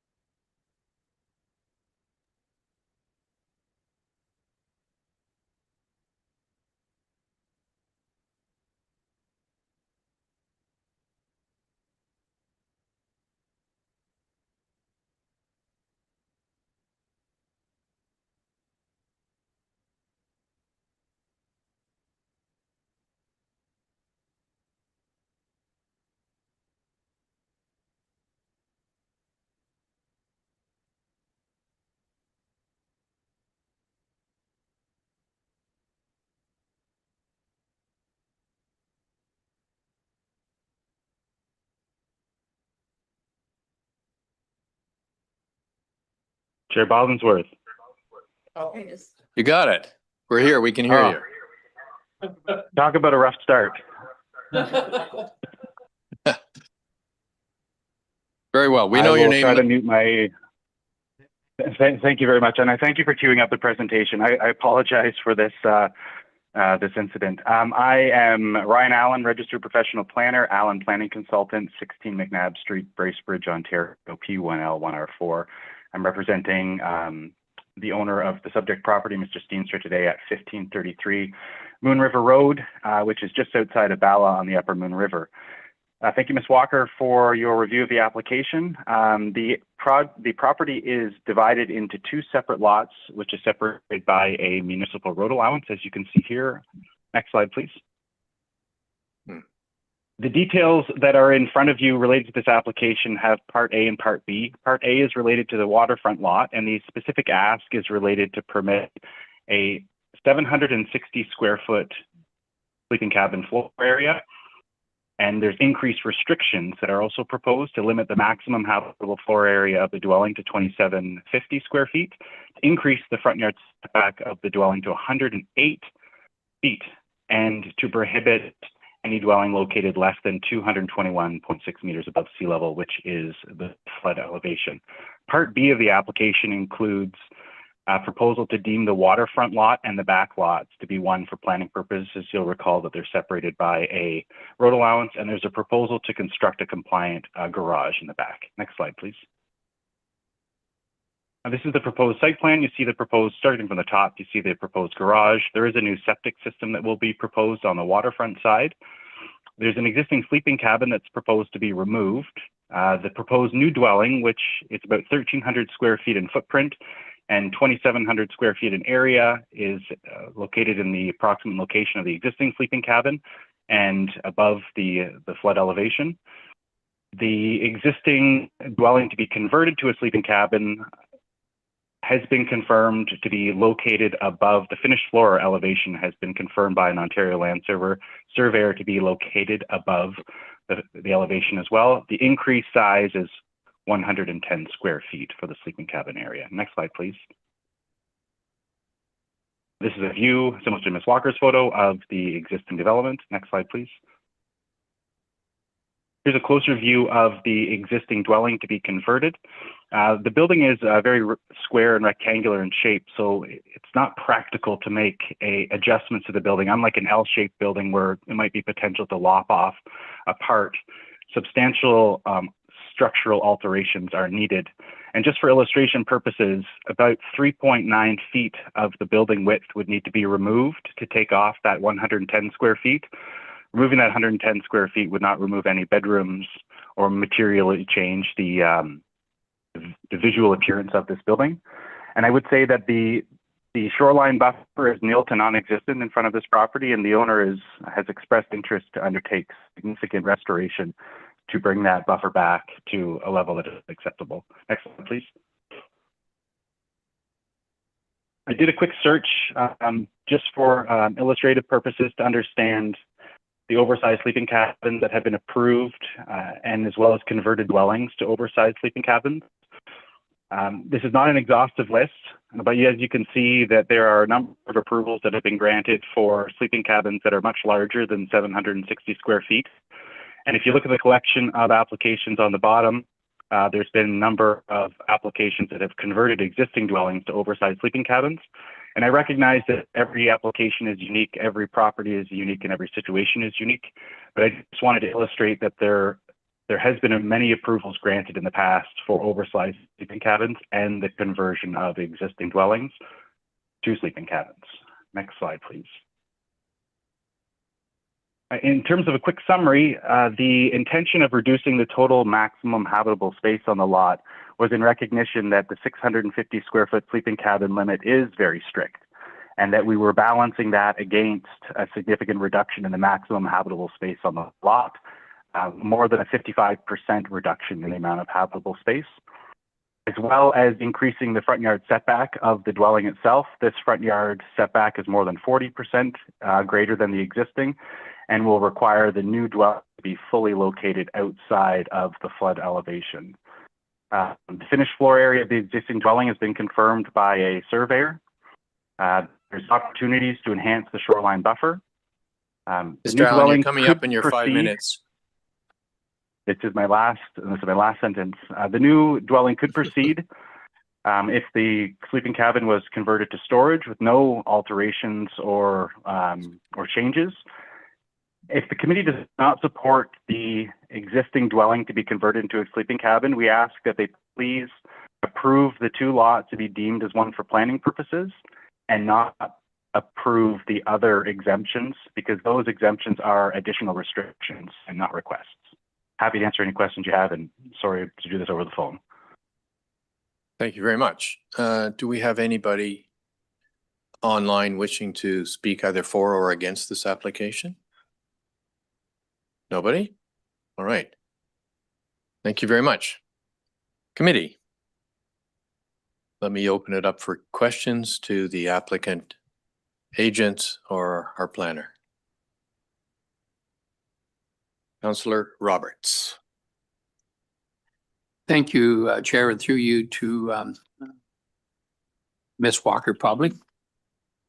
Mr. Allen presented a chart there showing that previously we had granted oversized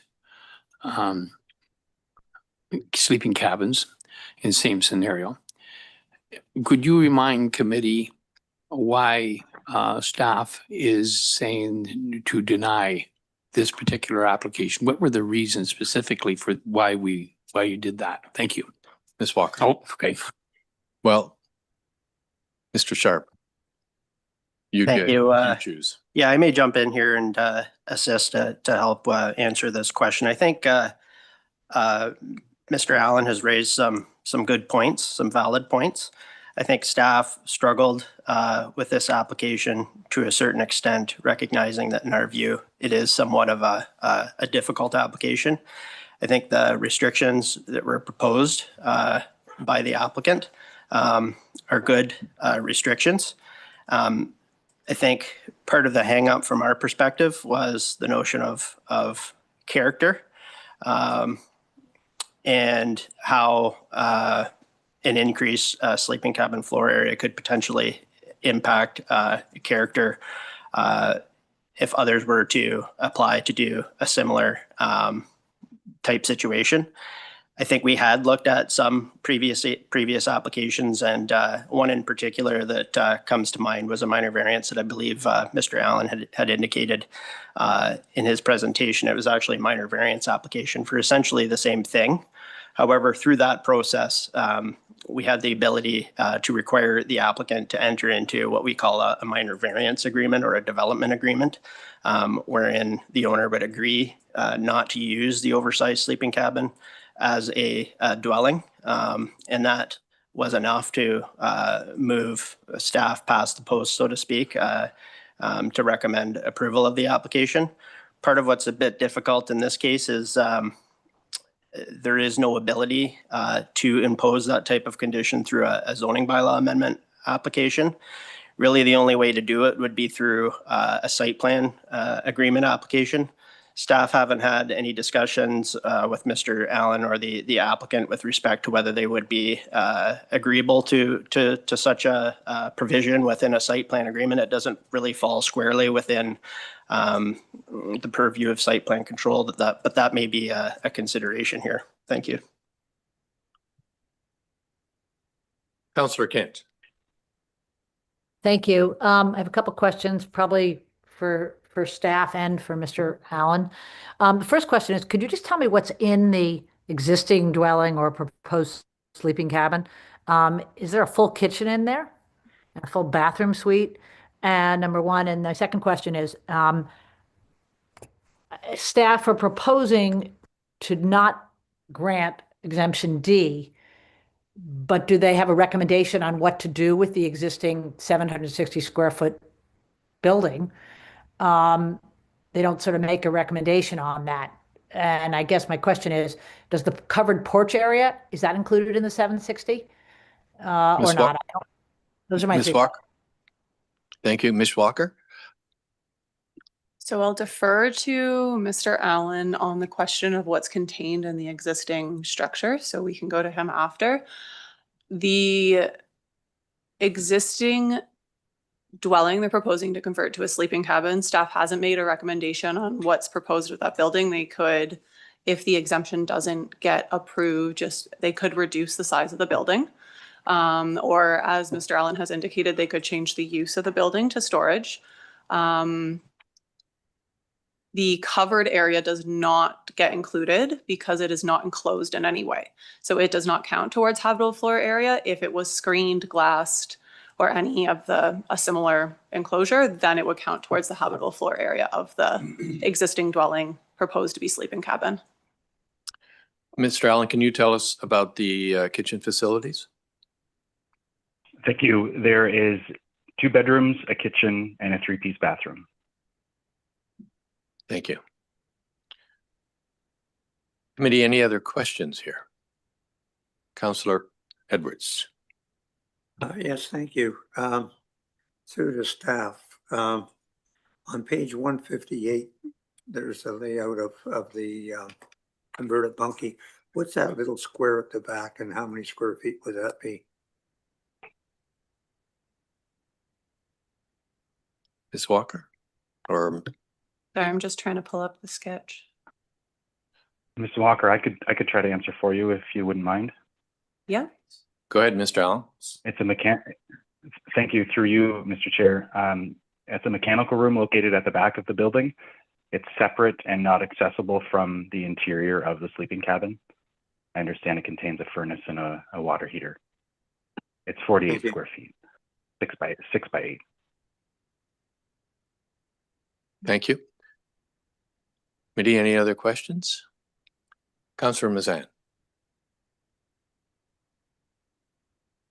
Thank you, and through you. And I suspect I'm going to be going back to Mr. Sharp because now I'm just trying to make sure I understand what could be, if you could just remind us again, within site plan control, what kind of activities could be contemplated on this building if it were to remain as is, that would satisfy and protect from impacting the character. This is going to be, I guess, question number 1. Like what can we do within the site plan control for this property to make an overall improvement, A, to the property, and B, with that building? Mr. Sharp. Through you, Chair. Thank you for your question, Councillor Mazan.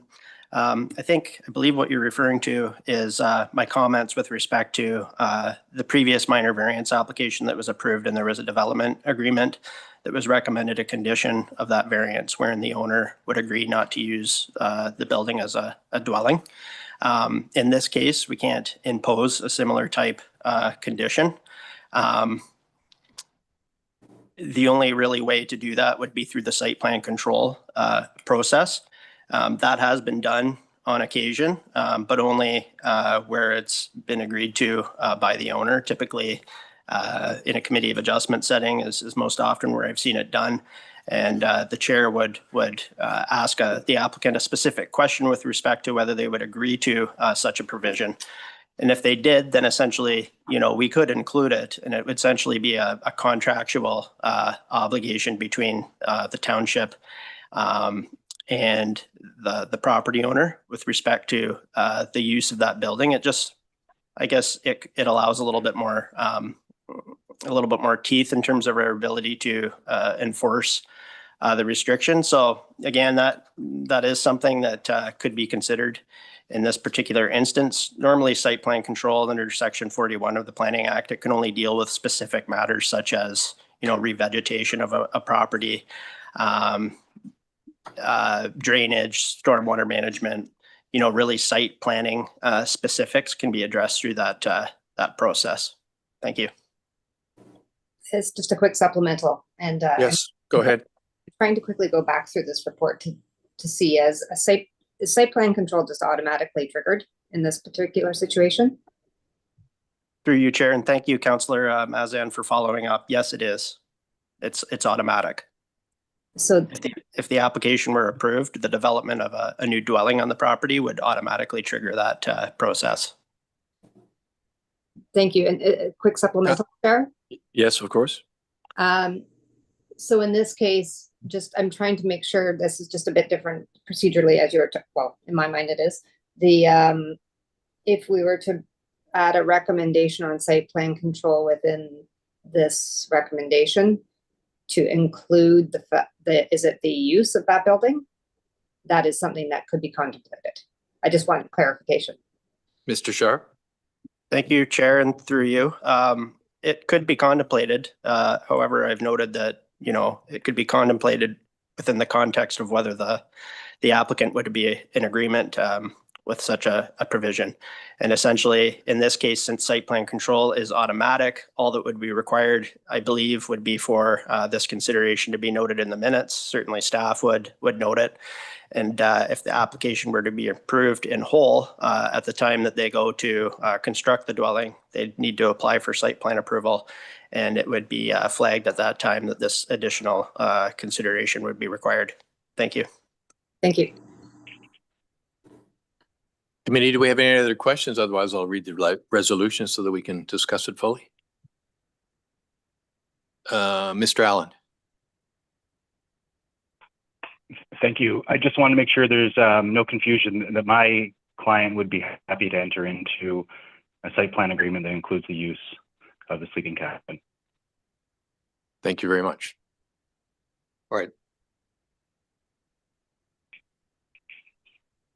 Here is the resolution. Moved by Councillor McIntyre, seconded by Councillor Burry. Be it resolved that exemptions A to C and E of zoning bylaw amendment application ZBA 16/25 to restrict the habitable floor space of a proposed dwelling, to require a proposed dwelling to be above the floodplain elevation, to require an increased front yard setback for a proposed dwelling, and to deem a waterfront and backlot parcel as one lot for planning purposes be approved, subject to the following. The prior to the bylaw considered by council that a satisfactory plan be received by a qualified Ontario land surveyor confirming that the proposed dwelling plus a 15-foot envelope from the foundation wherein the site alteration is permitted to occur in accordance with the township site alteration bylaw is situated above 221.68 meters above sea level floodline elevation, and that a revision be made to the bylaw to include the aforementioned surveyor's plan as a schedule to the bylaw, and that exemption D to permit an oversized sleeping cabin be denied. Committee. Councillor Zavitz. Thank you, and through you to Mr. Ryan, Mr. Allen. I'm wondering what I just heard you say then, that the proposed oversized sleeping cabin, your client would be willing to discuss gutting a 2-bedroom, fully serviced bathroomed cottage and making it an oversized storage cabin. Is that what you're saying? Yes, Mr. Allen? Through you, Chair.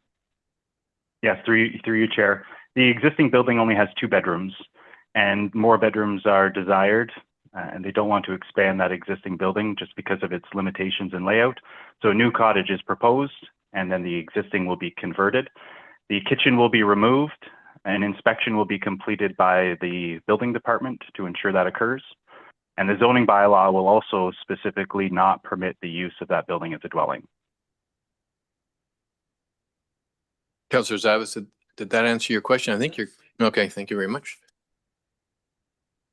Councillor Roberts.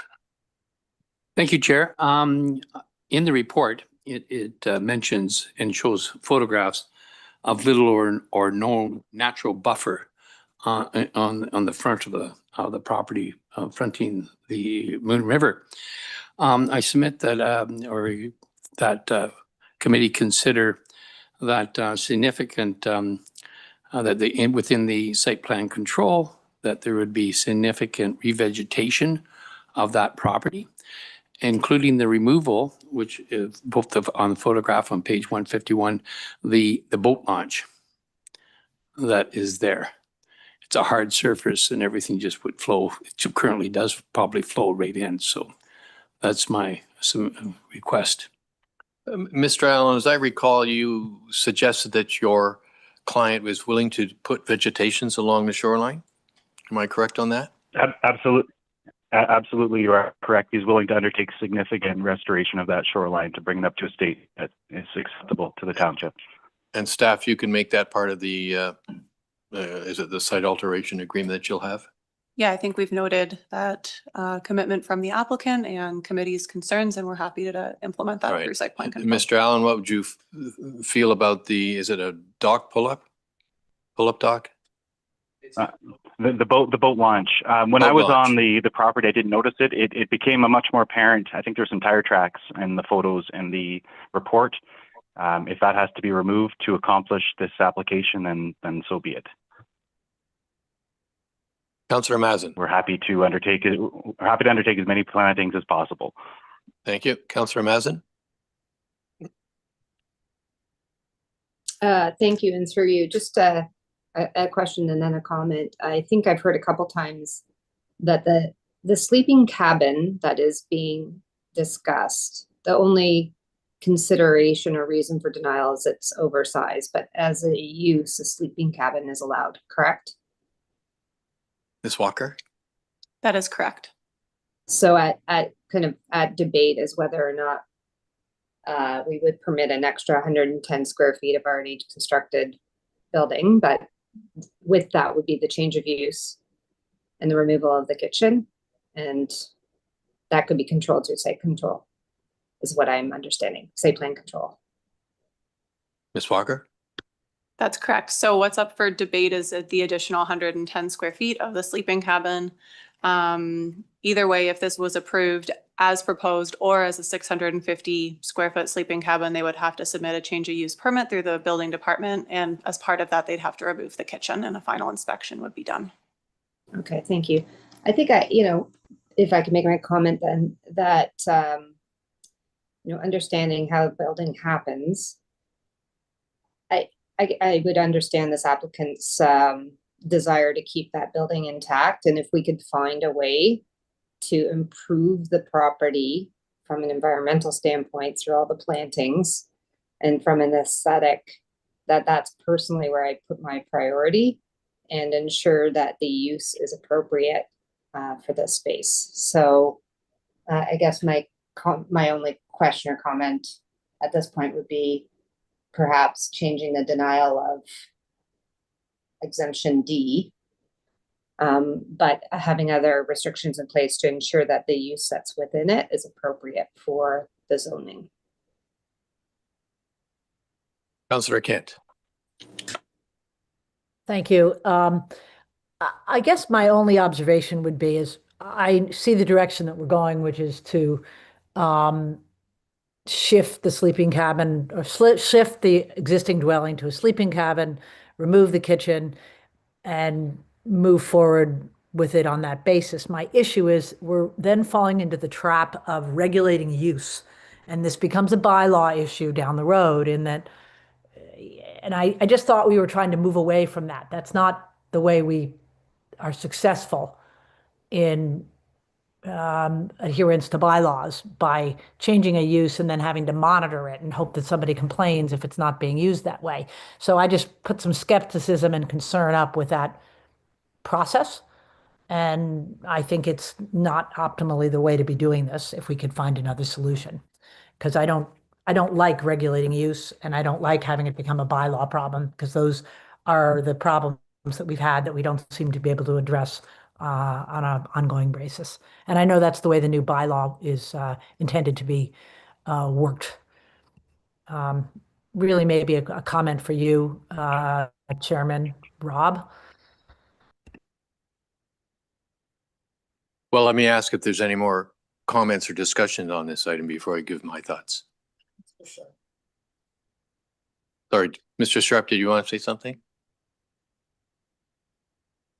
Thank you, Chair. I suppose I will. I did have my my hand up, but I'll just, I think the distinction on the use relative to the size of the building is ultimately coming from the zoning bylaw. in I suppose it'd be 1987 or 88, there was a major OMB discussion and appeal related to the township's first zoning bylaw. And it was enshrined within that zoning bylaw that the maximum permitted floor area for a sleeping cabin was 650 square feet.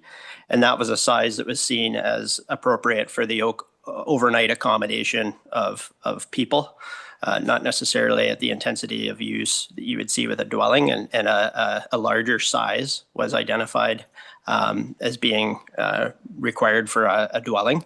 So there's a bit of a distinction there in terms of the floor area.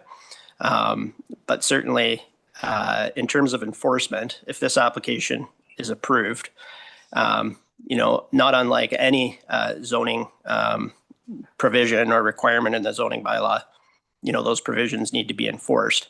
I think the addition of a provision within a site plan agreement, which Mr. Allen has indicated that his client would be agreeable to, would allow an even greater level of oversight, or would assist in our ability to enforce the floor area requirement or the use of the building, if it were to come to that in the future, recognizing that this owner entered in an agreement with the township wherein they agreed not to use the building as a dwelling. So anyways, those would be my comments with respect to Councillor Kent's comments. Thank you.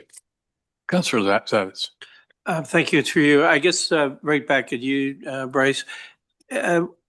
What would the staff's appetite be to, as Councillor Mazan has indicated, regarding, I suppose, the removal of the denial by staff, were this sleeping cabin to be brought into compliance with the washroom being removed, kitchen, No, and the like? just the kitchen being Oh, removed. just the kitchen. So I'm wondering how staff feels about Mr. Sharp. Thank you, Chair. From my perspective, I think you're sensing that I'm giving committee somewhat of an out here in terms of the agreement.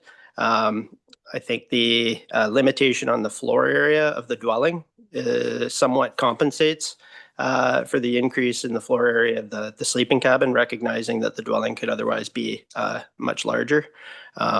So those would be my comments, but of course, we're in your hands. Thank you. Any other discussion? I have a question and perhaps some comments. Mr. Sharp, there was some comments in the report about this being precedent setting. Could you expand what your thoughts are on that? And if CAO Pink had some thoughts on that, I'd be interested as well. We have approved them in the past, apparently, but every condition is different, as we all know. Thank you. Yes, you're correct. Precedent is a consideration. However, as Mr. Allen has pointed out, there has been applications in the past. It's always a balance and perhaps somewhat of an argument between planners about what is a precedent and what isn't, given, specific site considerations related to any given application. The application, as I had indicated previously, that is most similar to this specific application was a minor variance approved not that long ago, where there was an existing dwelling. It was quite a small dwelling, slightly oversized, and essentially they wanted to convert that building to a sleeping cabin. And one of the site-specific considerations in that regard was this development agreement, wherein the owner would agree not to use the building as a dwelling. So essentially, I suppose what I'm putting forward as an option for committee to consider is essentially the equivalent of that, just in a different form in terms of a site plan agreement. And Mr. Sharp, did that application have a restriction on the size of the dwelling as well? Through you, Chair, no, it didn't. So this would be more restrictive than that case? Yes, it would. Thank you very much. Any more comments? Councillor Nishikawa. I would like through you to probably Bryce, a comment on the lot coverage and the proposed lot coverage. Because currently it's 4% lot coverage. They're allowed 8 on this property, I believe. And So again, I'm sort of a little bit hesitant more about the garage, the proposed garage. And what that could end up being, but I recognize it's beyond the 200 feet. I think if I read that right. Anyhow, yes. So again, I'm sort of stuck in how to make sure. I'm more concerned about the lot coverage, and I want to stay very precise about that and not even give them one variance to go to 8.5% or whatever that we always, have a percentage that is a given. It's not, and I don't want to give anymore. So. Ms. Walker.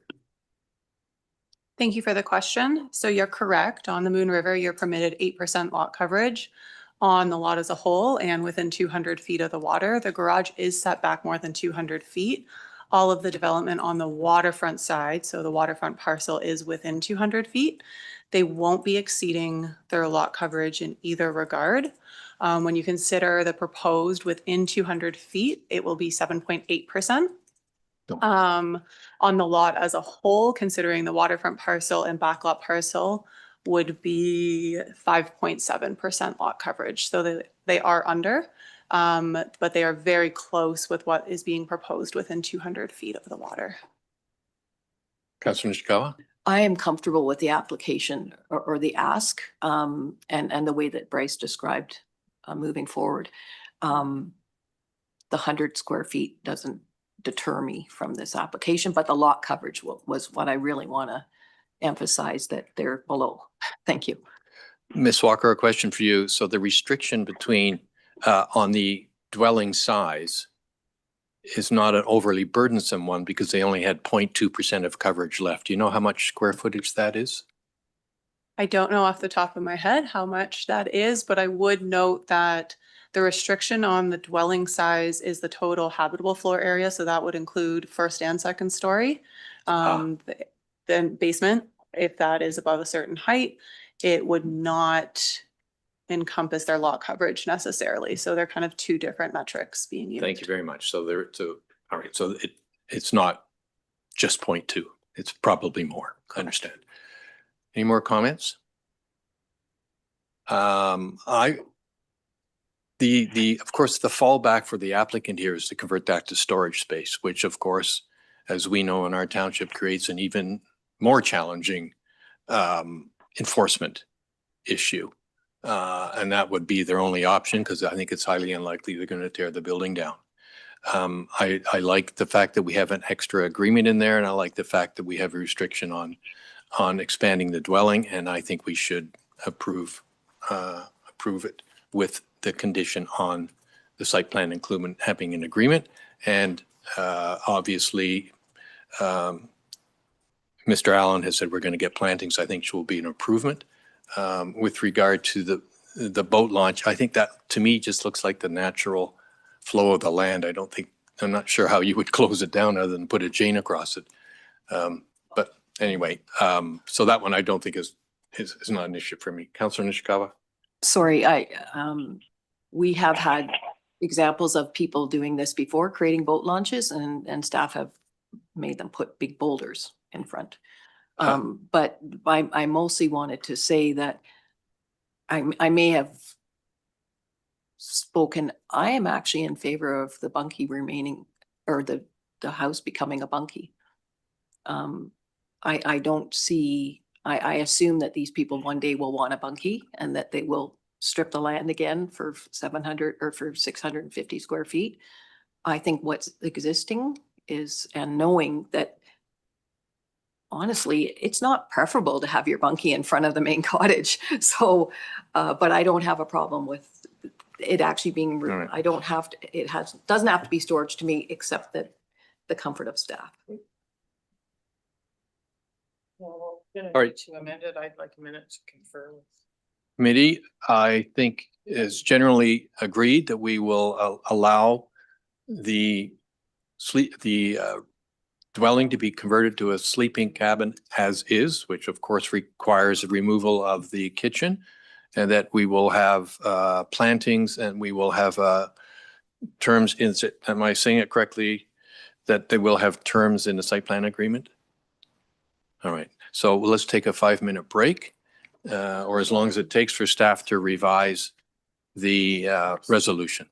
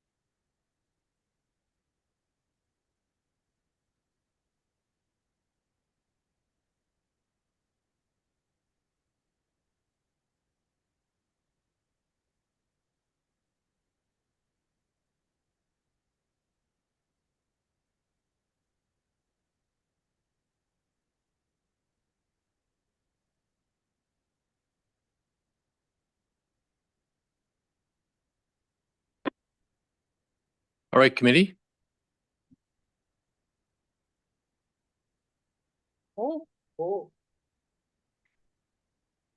If the members on Zoom want to sign back in, please.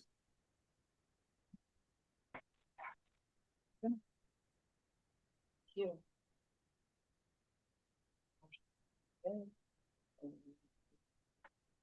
We're gonna substitute the entire first one. Sorry.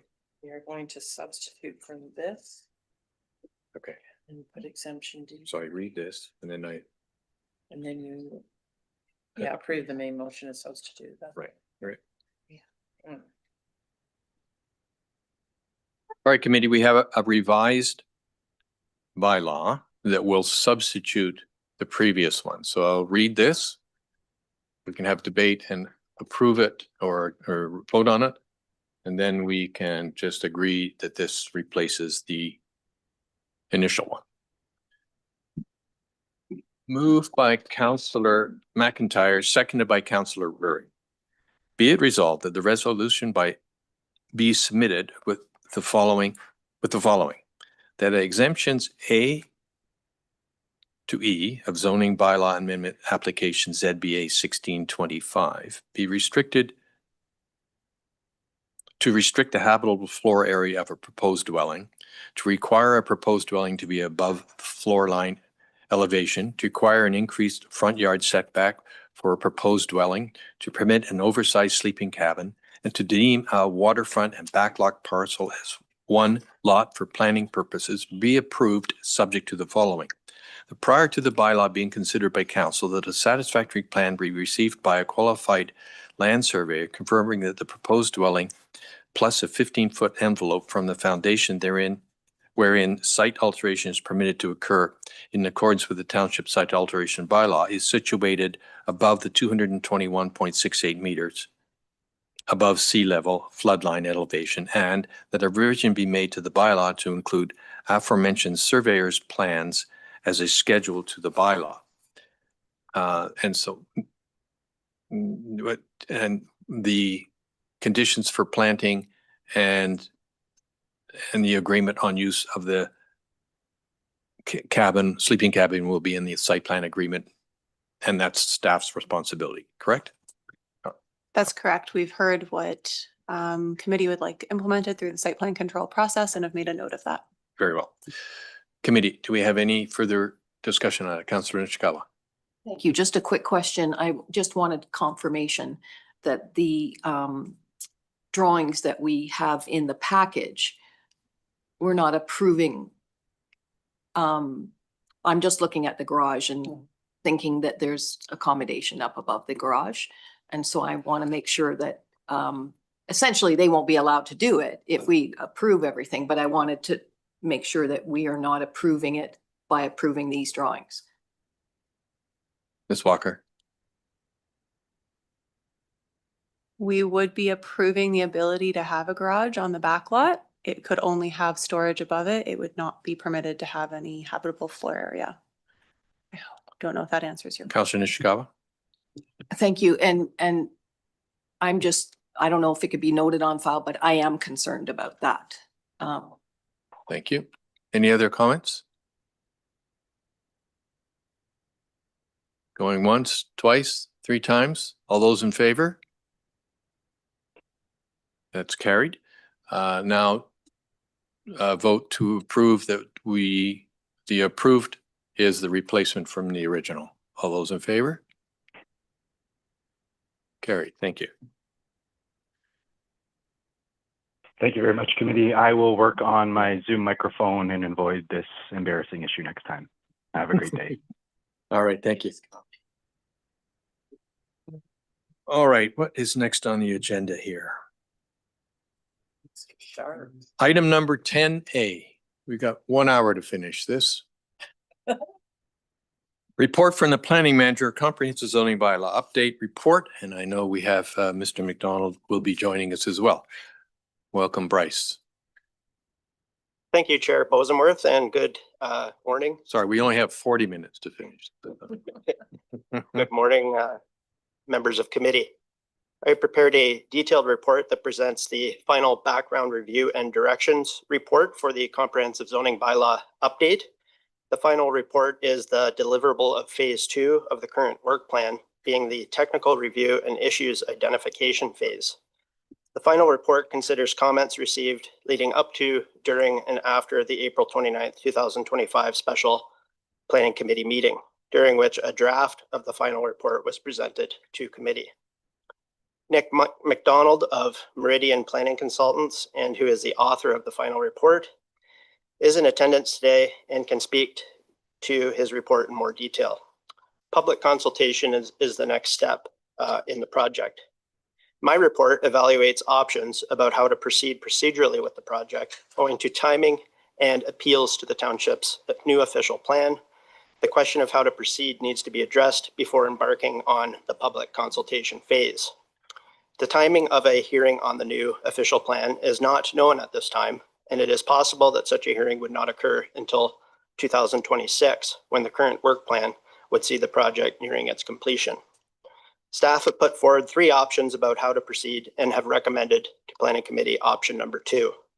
Option number 2 involves proceeding with the project in part and would involve implementation of unappealed policies, implementation of identified policy directions, which are unrelated to the appeals, and implementation of technical quote unquote housekeeping amendments. Option number 2 would be supported by an updated work plan and an updated community and stakeholder engagement strategy, both of which focus on enhanced public consultation following discussion and feedback received from committee in April. I have addressed pros and cons of this option in my report. One of the main positives would be that important zoning updates would be achieved, all in an effort to keep the project moving forward.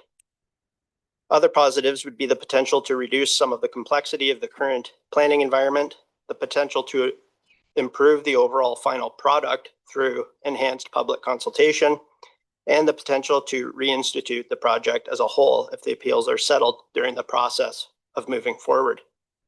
One of the main cons would be the additional cost.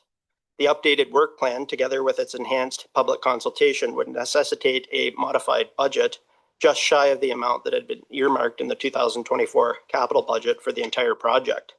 Much of the added cost is attributed to the enhanced public consultation. Option number 2 would also necessitate a future component in order to finish the project following resolution of the appeals. This would require a future budget approval, time and effort, etc.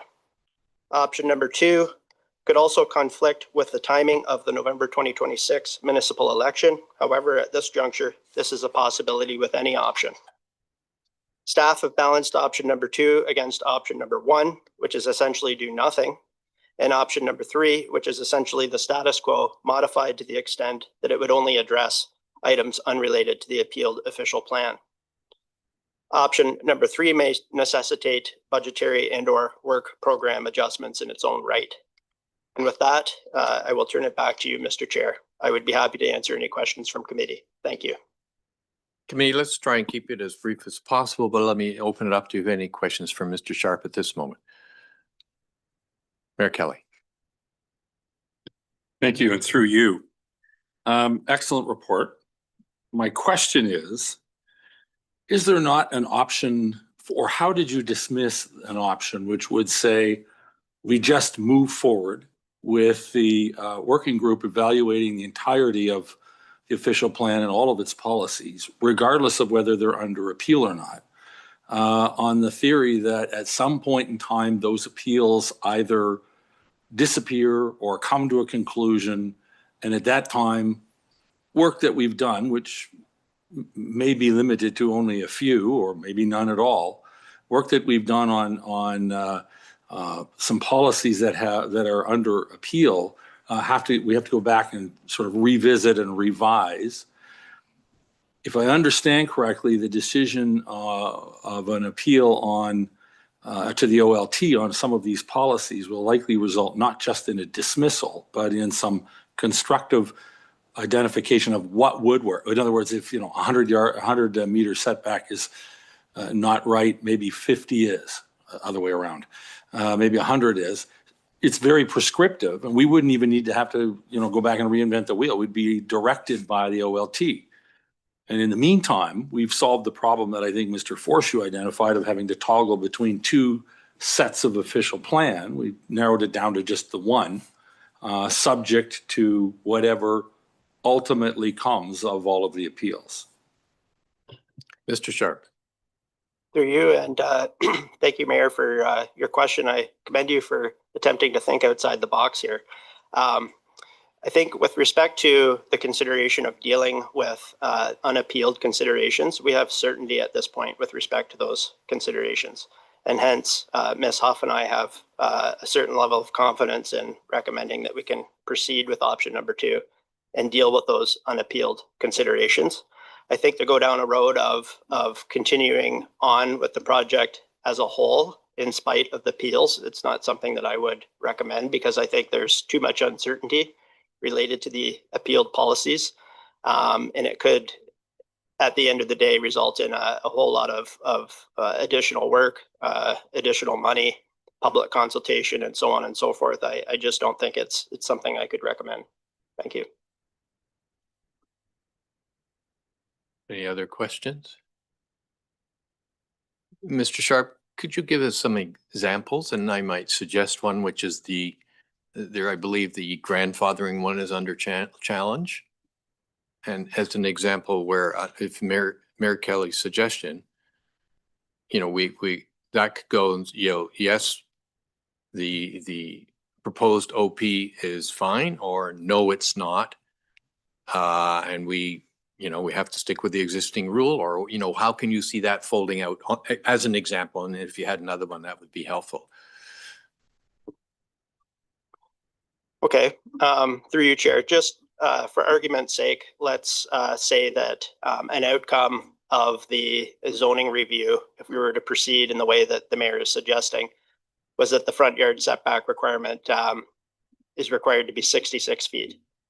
And then through the appeals process, it's determined that no, that setback should be 45 feet. What I'm saying is I don't think that we could suddenly change from 66 feet to 45 feet without going through a public consultation process and sticking with the requirements of the Planning Act to simply change the setback from 66 to 45 feet. Mayor Kelly? Thank you, and through you. But isn't the OLT appeal a public consultation process that will result in a fixed answer? I mean, in other words, whatever the OLT comes back with, regardless of what the public thinks, it's an order that binds us. And I don't know that we have anyone. All we'll do is have a public consultation meeting to understand, because I don't think we would have any play left to amend. Mr. Sharp. Through you, Chair, I'll take a first stab at it, and then I think I'll look to Ms. Huff. But under the Planning Act, there's a requirement for the township to update its official plan within a certain timeline following the approval of an official plan.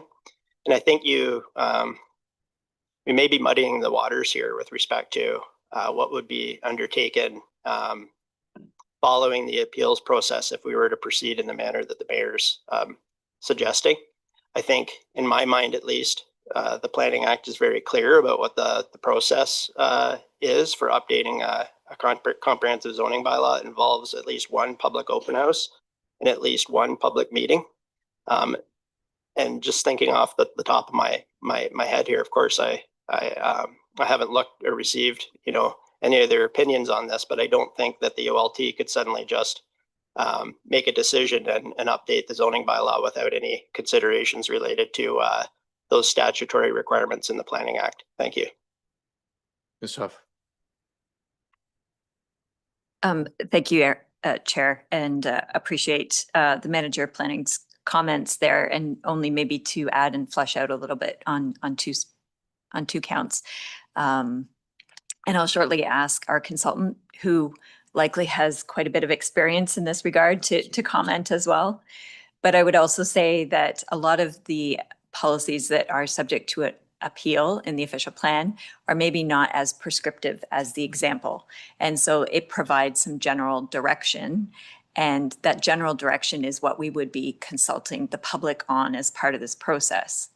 And if through the OLT, that entire policy is removed, we've just done a lot of consultation with the public, and there's an expectation that this is going to be embedded in the zoning, and then there could be a 180 where that's not in fact the case. So I think the danger is that it might create confusion with the public as to what is or what is not subject to the program, and potentially what's in the zoning bylaw as well.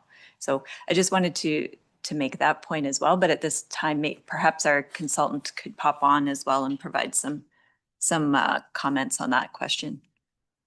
Good morning, Mr. McDonald. Good morning. And here's the hot one for you to start the day off. Great. Well, it's an excellent question, and we have thought about it, but it's not typical for municipalities to spend time, effort, and money on looking at the implementation of official plan policies that are under appeal. And for a couple of reasons. One is folks may ask through the public consultation sessions why they're being asked to comment on something that hasn't been confirmed in the planning document that provides direction to making the change in the zoning bylaw in the first place. And I think we may get quite a bit of pushback from individuals who are concerned about us potentially proposing more restrictive provisions on how they can use their property. And I think a pushback would be, well, why are we talking about this if the direction to do this hasn't been confirmed by the OLT? So that's a question we would deal with constantly through the public consultation process. And going to your example, Mr. Mayor, about the limitation on reconstruction within the front yard setback, currently, not to get too much in the weeds on this, the current bylaw provisions, in my opinion, are quite permissive in terms of what could happen if you're reconstructing an existing cottage within the 66-foot setback. The proposed provisions may be more restrictive in terms of how much you can rebuild within the offending setback area. And I'm thinking a lot of people would be very interested in that particular provision because it has direct impacts on how people can use their property, what their future plans may be with respect to altering, upgrading, rebuilding in the future. And I think in that particular case, I would have some sympathy to folks who come in and say, why are we talking about this if this matter is under appeal and the direction has not been confirmed in the first place? So hopefully that provides some clarity on that.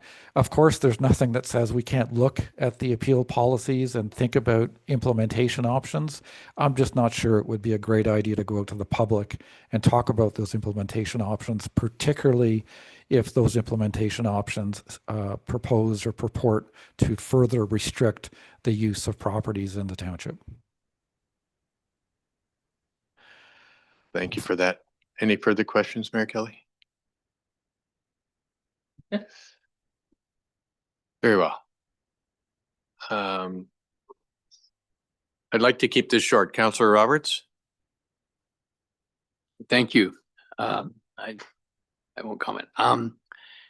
Through you to Mr. Sharp, can you, on option 2, can you remind committee what's entailed on the enhanced public consultation? Well, I think, is it fair to say that Mr. McDonald will be covering some of that? Okay. I think so. All right. All right. Councillor Edwards. Yes, thank you. If we were to go ahead with the public consultation on this, with the caveat that this is what we, the township, want, and the land tribunal may overturn it, but at least we're working to what the people want. Because 1 or 2 people can appeal it, and then everything is held up again. And that, where if we go through, we might have to make some adjustments after on 3 or 4 things, rather than holding everything up for 20 or 30 things.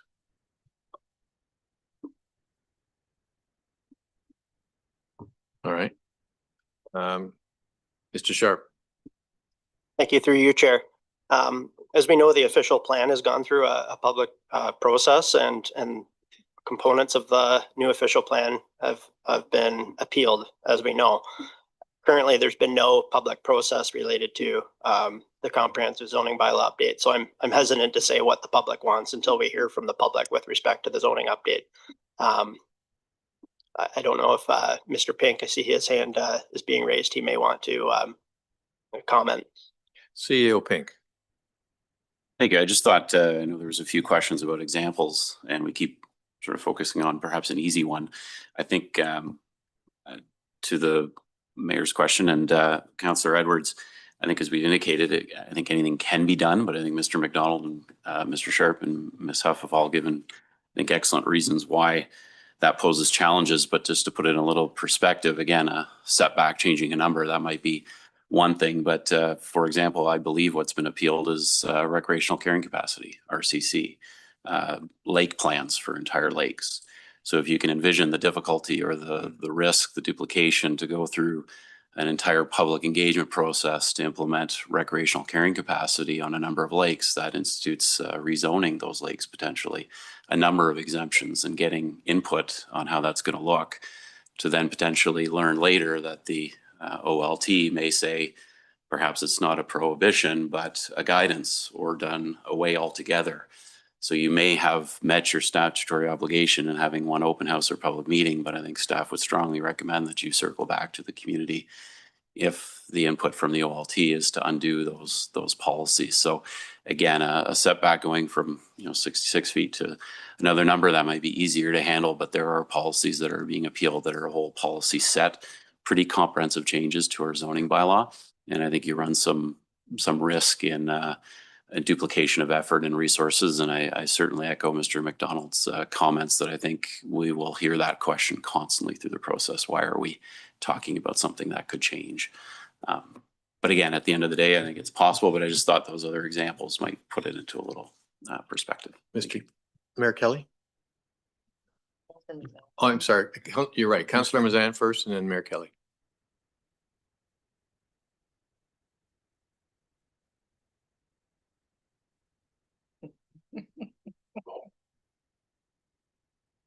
You must have the same line as Mr. Allen. I don't know what's happening. Can you hear me? Yes, now we can hear you. Okay, sorry about that. Thank you, and through you. Just rereading the report, and thank you very much, Mr. Sharp. This is a complicated one, and so some of my question I think is already in the report. I'm just seeking clarification that the option 2, the one that is being recommended by staff, would allow us to proceed with any of the unappealed items as indicated by the policy directions, and focusing primarily on the waterfront ones identified as we go through the summer. Then we would shift to the other areas in the fall as indicated in the report. And then finally, we would get to any of the items once that's closed off on the OLT hearing, we'd be able to get to those other policies. So that's my first question. That is the approach that you're suggesting, correct? Mr. Sharp?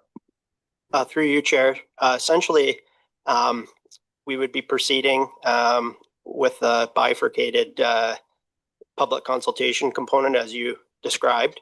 We would then go into phase 4, which is essentially the preparation of a draft bylaw relating to those unappealed considerations. Following that process, we would then go into phase 5, which is the approval of a bylaw dealing with those unappealed considerations. And in the draft work plan, or sorry, the updated work plan, you'll note that there's actually a phase 6, which is the component that would come thereafter. And that's really one of the considerations that we really had to grapple with, because essentially what phase 6 is it's a repeat of phases 3 through 5, but for the appealed considerations. So that would be undertaken. Phase 6 would be undertaken after the appeals have been settled. And of course, there's a process related to that, and there's budgetary and time considerations related to that as well. Thank you. Thank you. Councillor Mazan, follow up? Yeah, well, this is just now a separate question, and I'm curious. In the areas that are non-waterfront, the second group that we're talking about, is there a sense as to how many of those policies have been appealed? Mr. Sharp? Through you, Chair, my general sense, and I would look to Mr. McDonald to back me up on this or confirm, but my sense is that there's more waterfront related policies as a whole and fewer with respect to the community and rural areas and urban centers. Mr. McDonald? Would you agree? Yeah, yes, just getting my mic on. I would agree with Mr. Sharp's assessment. There are few, if any, policies in the rural area under appeal. Okay, thank you. All right. Mayor Kelly? Thank you, and through you, and I will drop, no, I won't drop, but I will not refer to the option that I had raised earlier, but I will ask, and just by way of sort of a prelim to it, the closer we get to the end of the term of this council, the higher the likelihood that we might lose the very good work that's being done by a group of people on a committee right now that it serves at the pleasure of council. And to the extent there's a change, there could be a loss of all of the effort that's gone into working as a group collaboratively across different divides and different lines. So that's the preview or preliminary kind of backup to why I'm asking the question. Is there something we can do? And I suspect you've gone through this. I'd like to make sure that we look at options, for instance, to run dual tracks. We look at some ways to make things more efficient than a proposal that runs through till December of next year feels like it, you know. I realize efficiency and cost usually run hand in hand, but I think we spend an inordinate amount of time, I will say 4 years, building an official plan with more public consultation, I believe, than anybody else had ever seen in an official plan. And right now, I feel like it's strangling us and holding us back from seeing it through to completion, to the point where the investment we're making in an extraordinary group on the working group and a very good chair are being put at risk. And I want to make sure that we turn every rock and ask every question to see if there's a way we can cut a couple or 3 months out, so that December turns into September or August, just simply so that we reduce the risk of losing the collaboration and the good work that's going on. And I hate to use this as the ultimate sword too. Let's not forget, there are powers not currently being exercised, the mayor powers, that who knows what happens next if somebody gets in and decides they want to use them. I want this work that has been so tied to to a public consultation and input and feedback, and lots of time and energy, both in the creation of the OP and in the comprehensive zoning bylaw, to not be put at risk.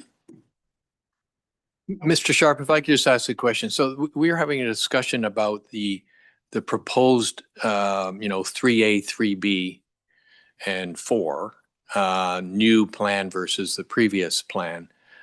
Is this the appropriate time to debate that here, or should we wait until after Mr. McDonald's report? What's your thoughts on that? Thank you. Well, through you, I think there may have been a question in the mayor's consideration there. So I can speak to that if you'd like. There probably was. To your question, I think option number 3, which is essentially the status quo work plan, modified to the effect that it would deal only with the unappealed considerations, I think would cut down on the overall length of time to deal with phases 3 through 5. And again, I may look to Mr. McDonald to confirm this, but that would come at the expense of the enhanced public consultation that we heard at the last meeting that was so important, particularly with respect to making sure that enough emphasis is given to rural landowners and community and urban landowners and the related stakeholders. So that would be my comment, but that certainly is an option. And my question? Your question, I believe, was, would it be appropriate to debate the differences between the 2 work plans now? And that would be up to you.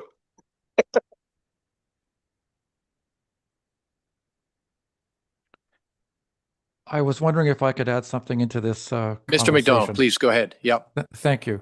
So the way the work plan has been structured in the recommended option is that we're going to the public to talk about waterfront area stuff in the summer, non-waterfront in the fall, and then we bring it all back together and go through a process where we're combining everything together in a series of meetings and drafts and so on, leading to the end of next year. One, and I'm thinking on the fly here, is that we proceed with what we're planning this year, which is consulting with the waterfront folks and non-waterfront folks. We can regroup in January and talk about whether we want to accelerate making some changes to the bylaw more quickly than putting it all together in one big amendment that comes at the end of the year. So that's a thought that I'm having. It doesn't change the work plan per se and the budget per se, but we could pivot in January, and Planning Committee could direct that certain changes be made to the bylaws sooner rather than later to address the concern expressed by the mayor. That's not something we've considered, but it's something that is quite possible, and we would need some time to think about what that looks like. But I would suggest that if there's a desire to accelerate any part of it, that we go through the consultation this summer and fall, come back, we tell the committee and everyone else what we've heard and what we think, and then a decision could be made to accelerate components of whatever changes are needed such that they are done by the summer of next year. So I'm just thinking out loud about a modification to our approach. I don't think it changes Bryce's report or my report in any way, but it's something that committee could keep in the back of their mind and we can come back to and address again in January of 2026. So just a thought. Councillor Zavitz? Thank you, and through you. As these converging timelines, and I think as Bryce started talking this morning about this, you mentioned possibly even into 2026 for the OLT hearing.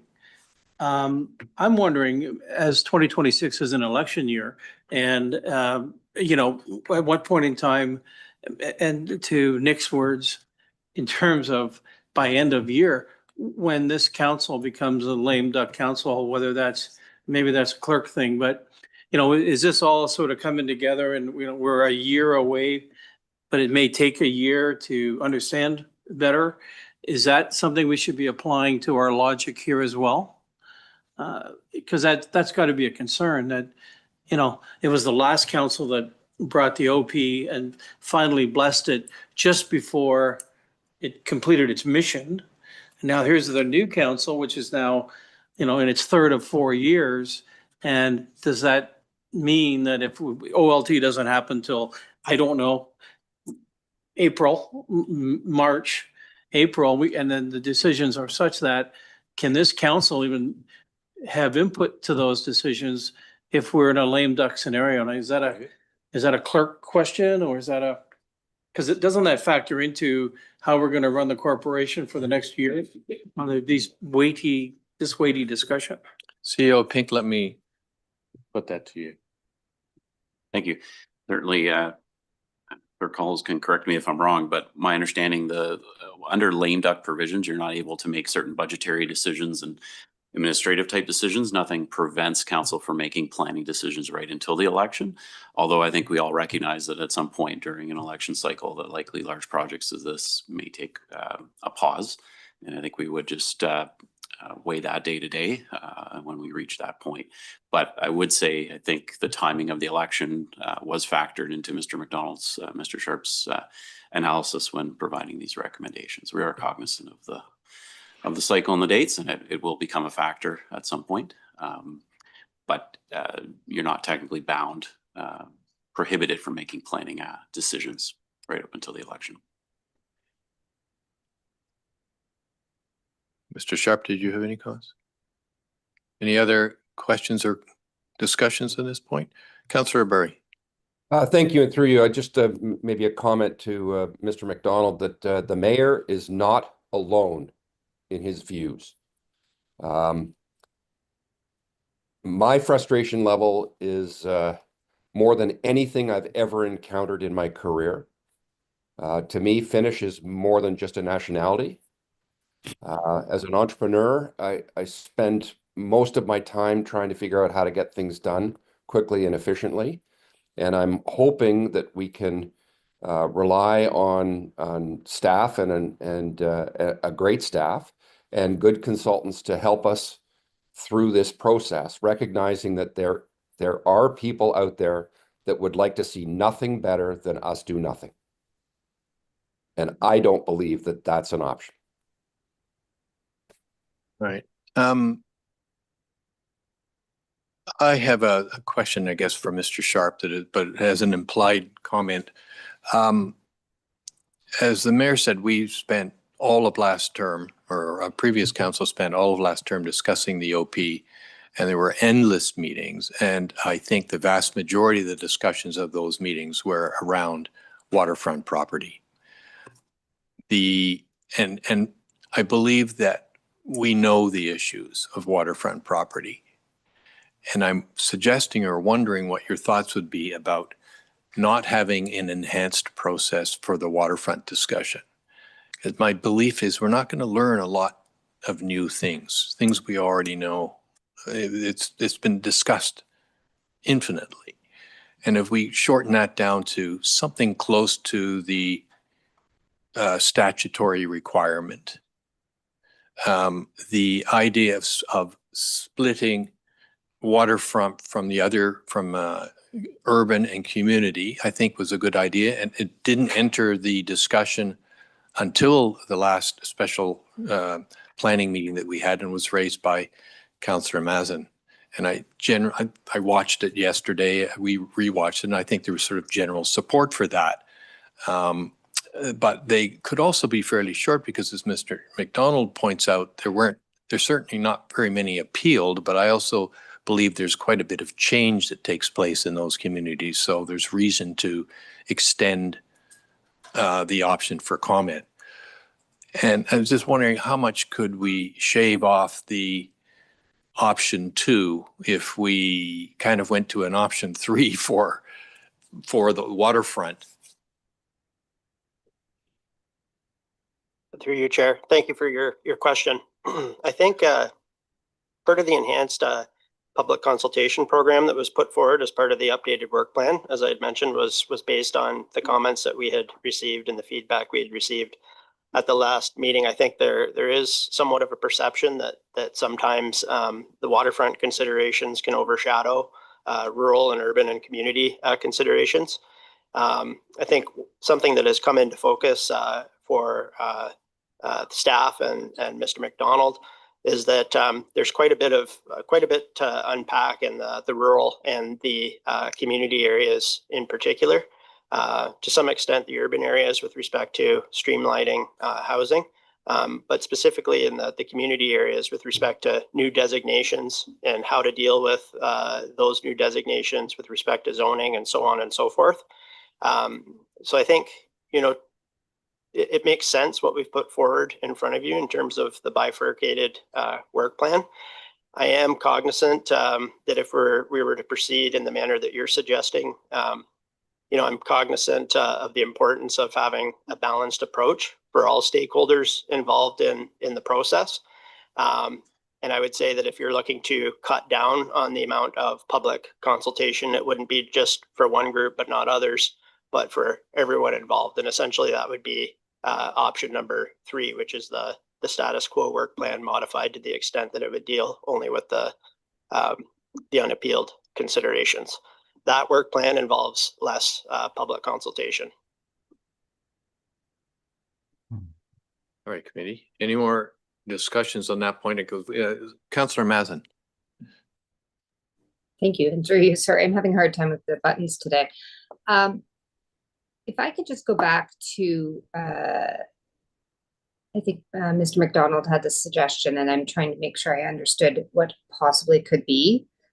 The intention of asking the questions last time was to ensure that our whole township was being contemplated and that there was approach for some of the other pressing needs within our community that had been contemplated.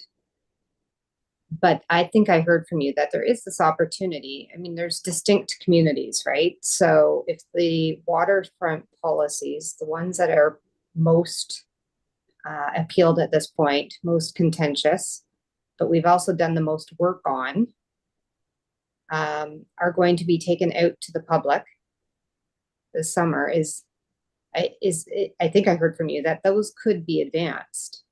Whilst at the same time, and I think I used the wrong word last time, but a concurrent process could be happening.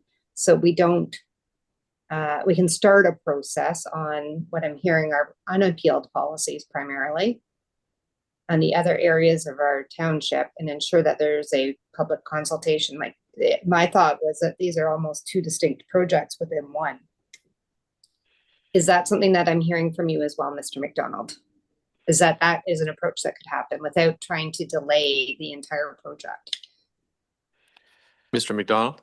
Yes, through you. So good point. The direction I think we got last time was that we should try to make sure that we're consulting with everything on everything we need to consult across the township, and that we apply balance in our thinking about how we consult with folks.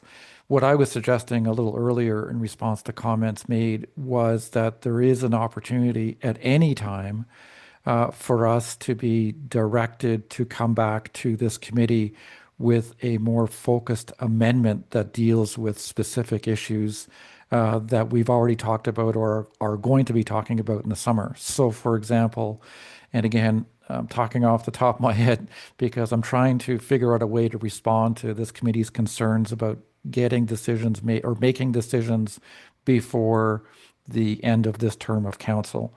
So what I'm thinking is that we proceed through the consultation with waterfront and non-waterfront this year as proposed, but that in January of next year, 2026, we could focus our efforts on fine-tuning an amendment to the waterfront area zoning provisions that we think are appropriate and work through that process as best as we can to get it done before the summer.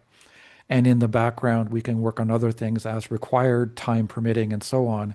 But I think there is a way to advance certain components of this work plan such that decisions are made before the end of this term of council. We just have to think about it a little bit more. But in terms of what happens and when and what the sequence of things are, but I think it's entirely possible that we do that.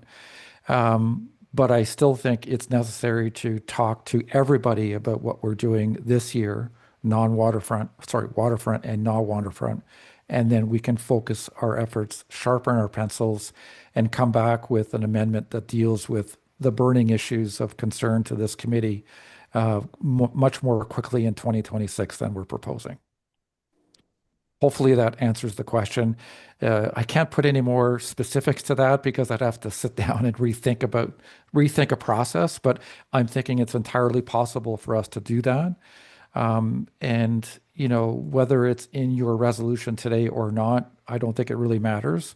But as long as there's an understanding that we would come back in January of 2026 and say, okay, here's all of what we heard from everybody through this process. Here are things we can do right away in terms of moving forward and preparing an amendment for this committee and council's consideration. Is this what you want to do? Yes or no? And that decision can be made at that time. Thank you. Mr. Sharp? Thank you, Chair. I just wanted to follow up on Mr. McDonald's comments, which I thought were very helpful. But essentially what I'm hearing is if we could get direction on option 2 as the way forward, essentially that would form the baseline between now and when we report back to you the next time. And in the interim, what I'm hearing from you is a need for staff and Mr. McDonald to consider how best to speed things up, find efficiencies, and we can certainly do that. And during the reporting to Planning Committee, we can, include evaluation of where we're at and what we could do to speed things up. It's a fluid situation, so to speak. Ms. Huff? No, thank you, Chair. I just wanted also to reiterate that staff is certainly amenable to the direction that our consultant has suggested. I think we as staff have also identified some pretty core amendments from a housekeeping and technical perspective that, we would like to move forward as quickly as possible as well. So that seems like a good way to move forward. And then the other comment I just wanted to make is one of the benefits and one of the reasons why staff is supportive of an enhanced consultation process is certainly if and when a zoning bylaw is appealed, it does certainly help to provide that fulsome picture that a decision was made after an extensive consultation period and input was gained and still a deliberate decision was made by Planning Committee and Council. And so that does assist us and one of the benefits of the enhanced work program that we're recommending. All right, committee.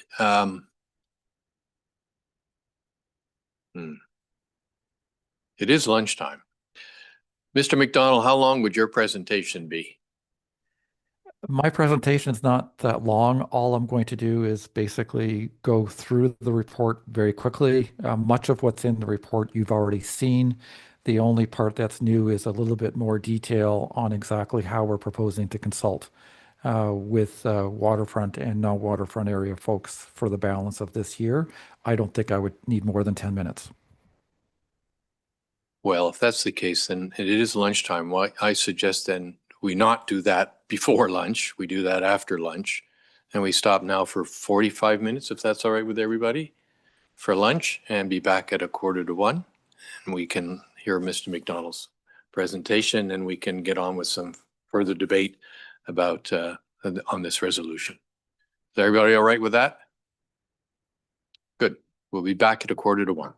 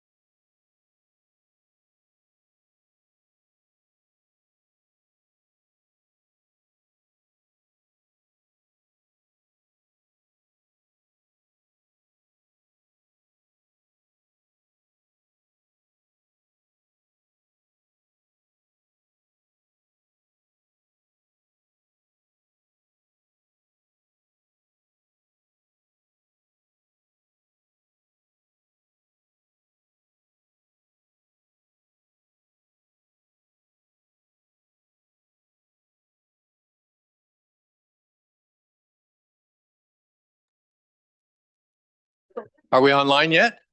We are? Let's see how many committee members we have on Zoom. Okay, we've got them all. No, we don't. We're missing one. Do we have quorum? 1, 2, 3, 5, 6, 7, 8. Yes. Mr. McDonald.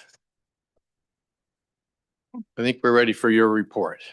Great. Good afternoon, everyone, and thanks for giving me this opportunity to go through my report. As mentioned, I won't spend a lot of time on stuff that we've already talked about, but what I will do is just scroll through it to ensure that we all know what's in there.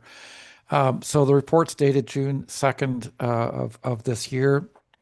Much of what was in this report was presented at the last committee meeting, and virtually all of what was in there prior was carried forward into this iteration. Plus, we added some additional information regarding next steps and what the process will look like. So I'm not planning on revisiting any of the things we talked about last time, unless there's obviously a desire on the part of the committee to ask questions about anything in here or provide direction. So just starting at the beginning, the report talks about this being a comprehensive update to the zoning bylaw, initially set up as a 5-phase work plan. And as we've been talking about this morning, that is in the process of changing. Attached to the report is the original work plan and then a revised work plan that we can look at when I get to that point. Talks about when we were retained, and then what the purpose of the report is. For the purposes of this process, this report is considered to be the background report, and that's how it's being presented in the township's staff report, and this report's being appended to that staff report. So what this report is intended to do is provide an update on the discussions with the steering committee to date. So that's all the same and has been carried forward. Provide an overview of the official plan implementation options that exist at the present time, and that was presented last time as well. Thirdly, and this is the new part, is provide an update on the comments received by members of planning committee, and to identify the submissions we received from members of the public after the last report was presented and before today, and then to talk about next steps. So then the next section in the report deals with policy directions. This is all the same as in the previous, and attached to this report is an updated policy direction table. That's the table that we've been adding to every time we have a meeting with the steering committee. I should add that the steering committee meetings, as noted by members of committee, have been very, very valuable to us. And we really enjoy working with all of them and welcome the various perspectives that are presented at these meetings, because they help us think through stuff. And then we talk, then the report basically goes through a discussion of the main items discussed with the steering committee. And I'll just jump over all of those unless there is a desire to talk about any of them. And they include, of course, the recreational floor area, which has consumed a lot of time and effort, and other things. So scrolling through that part of it, which we've already gone through, moving off to official plan implementation, which is on page 11 of my report. And this is the section that talks about the policies that have been appealed and what categories they fall into. And just to make it clear and to maybe put a fine point on it, some of the appeals apply to policies that already are in the township's official plan that we've carried forward. And in some cases, they're word for word. In some cases, there are some slight wording changes. Secondly, appeals have been lodged on policies that represent a change in direction, such as increasing lot frontages in areas in the waterfront area, for example, incorporating lake plan directions or lake plans themselves. Those are new directions. And thirdly, appeals have also been lodged against certain policies that have been included within the official plan that implement either the district's official plan, meaning that we had to, or which are consistent with the provincial planning statement, again, which we had to. So the rest of this section basically says that it would be premature, and this is staff's position as well, for us to spend too much time considering zoning bylaw implementation options with respect to the appealed portions. So this is what this section of the report says. And then with respect to the unappealed portions, we divided those unappealed portions of the official plan into two categories. The first being those things that are relatively straightforward and easy to implement. And the second, which are a little bit more complex and which will take some time. And Mr. Sharp and others alluded to some of those this morning, with a great example being the new official plan actually designates or places all of the lands within the 5 community areas within separate land use designations, meaning that the implementing zoning bylaw would now have to take those designations and zone those lands accordingly. We've also made changes in the rural area with respect to minimum lot areas and frontages, which will necessitate a number of mapping changes. So those are examples of the more complex things that we need to deal with, and that's why we need the summer to figure some of that out before we go to the public in the fall with some consultation on those. So then the category A policies are the ones that are relatively straightforward to deal with, and I list those starting on my page 12, and then scrolling through that because we've gone through that at the last meeting on to page 15 of my report. There's the category B policies, and then we get into the ones that are a little bit more complex that will require a considerable more effort, some mapping work, and just so you know, the district has offered, and we've asked, I guess, the district to assist with the mapping, so they will be responsible for providing us with updated mapping regarding the new zoning bylaw. So there's a number of things in this category B that we need to think about. For example, law creation on lakes requiring causation studies, density of commercial resort development, the rural area designation, as mentioned. We made some changes to the lot areas and frontages, so there's a real opportunity to streamline the number of zones that apply in the rural areas and make it a lot simpler, but that requires a lot of effort. You've got a lot of rural area in the municipality. We've got residential clusters to deal with, local community areas, as I've mentioned, that we need to provide zoning for, and community areas as well. So scrolling through that, we then get to comments on the draft report. So that's on my page 19. And I believe these written comments are attached to the staff report. I could be wrong on that, but I think they are. There was a letter from our Muskoka Stakeholders Association and also a letter from Jason Sift. And the Muskoka Stakeholders Association letter covered off a number of the topics we've been talking about with the steering committee, such as recreational floor area, for example. And then the letter from Jason Sift did basically the same and talked about many of the same things as well. And at the last meeting, there were deputations made: Alexandra Brown, Sean Donaldson, Adam Brown, Mark Kemmerer, and Jason Sift as well. We also received a couple of comments about from Planning Committee. The first was supportive of the work the steering committee has been carrying out, which is great. The second was to ensure that we don't lose track of how we're dealing with non-roofed structures through the zoning bylaw and how those are dealt with in the zoning bylaw update, if at all. And in response to that comment, I note that the official plan makes it very clear that non-roof structures are not part of the lot coverage calculations. So there is a need to think about whether and how we're going to deal with those issues through updates to the tree conservation bylaw, site alteration bylaw, and site plan control bylaw if needed moving forward. And then we received one additional submission from Adam Brown regarding the use of the first story of boathouses for recreational floor area. And I did hear the submission or the deputation this morning from Sean Brown on that same issue. So in terms of next steps, this is where the report is new, or this part of the report is new and wasn't presented last time. There was an iteration of this in the last version, but this one's a little bit more detailed.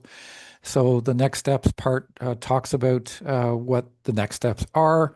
And as you've already heard, we're proposing to consult with the waterfront area folks in the summer. And the issues we're going to talk about include the recreational floor area, the second story habitable floor area, swimming pool and hot tub standards, sport courts and recreational surfaces, number of accessory buildings permitted on a waterfront lot, options respecting height of cupolas, changing lake categories and new lot frontage and area requirements. Of that list of 8, 2 will be probably top of mind for most folks, and that's recreational floor area and the number of accessory buildings permitted on waterfront lots. And we are in the process of preparing a consultation guide that will assist folks in focusing their thoughts and comments on some of the ideas that we have on these items. And we're doing that because there are some folks in the township who are very in tune with the bylaw and what we're doing. And those are the easier people to talk to because they understand the bylaw and so on. But there are a lot of folks out there who have no clue what we're doing, and we need to reach out to those people as well.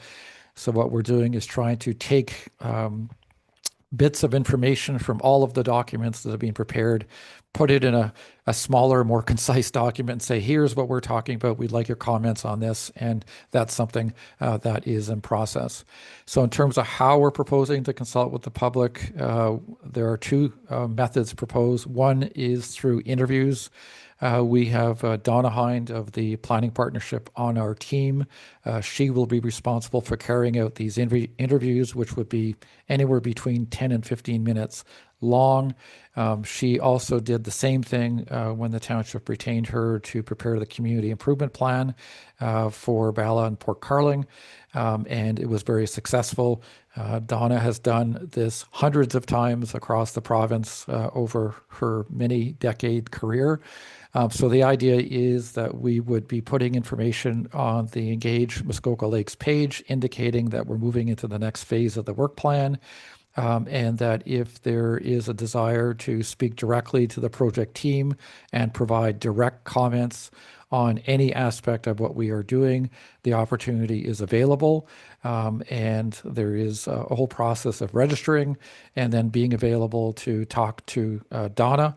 And Donna would make herself available basically from 9 in the morning till 9 at night over a 2-day period. It may be day after day, or it may be separate, at which folks will be given an opportunity to provide their direct comments to the project team. The second thing we're going to be doing is an in-person open house. The location and date of that has yet to be determined, but it would definitely be in July of this year, most likely on a weekend, because that's the best time to get as many people as possible. So we'll be looking for a location that makes the most sense for that to happen. And the open house would be structured such that I would be giving a presentation. Now, staff would also be giving a presentation as well, introducing me, and then I would give a presentation and basically run through the issues that we're dealing with as it relates to the waterfront area, provide an overview of some of the conversations that have been had with the steering committee, and then basically open it up for questions and answers. And we would do the best we can to assist in helping folks understand the issue, and then provide comments to the extent they can on whatever they think the best course of action is for the township to follow. And as you've already heard through the presentations we've given, we're proposing to identify options so folks have a clear understanding of what they're being asked to comment on with respect to how we're dealing with accessory buildings. Do we want to cap the number of accessory buildings? Do we want to cap the floor area permitted for accessory buildings? So we've got a whole bunch of options laid out, and we will be asking for folks' comments on those options. Recognizing that people may not like any of the options we present, we would obviously say, well, if you have another thought or suggestion, or if there's another option you think we should be pursuing, please let us know what those are as well. So it's not like we're saying, here are the options, here are the only things you can provide comments on. You're more than welcome to provide any comments on any other thing as well. I should also note that while we're going to be focusing on the 8 things we just talked about, we will be making very clear that if folks have other ideas or submissions or thoughts to make on any other waterfront area zoning provision, that they're more than welcome to do that as well. So we're not hamstringing anybody. Folks can make any submissions they want to make on any of that. Following all of that, we would prepare what we call a what we heard report, which basically summarizes all of the comments made. We wouldn't necessarily be attributing comments to individuals. We would be summarizing the comments made so that the steering committee and this committee, planning committee, have a very good summary of all that's been said for future consideration. When we complete that process, we will be meeting with both planning and steering committee to present those what we heard reports and then have conversations about what we heard and obtain any possible direction from those two committees on what the next steps may be. So same thing is planned essentially for the non-waterfront area issues, and that starts on my page, and my screen is freezing here, but that's not good. Anyways, so we plan on doing a review of non-waterfront related issues, and they're on my page.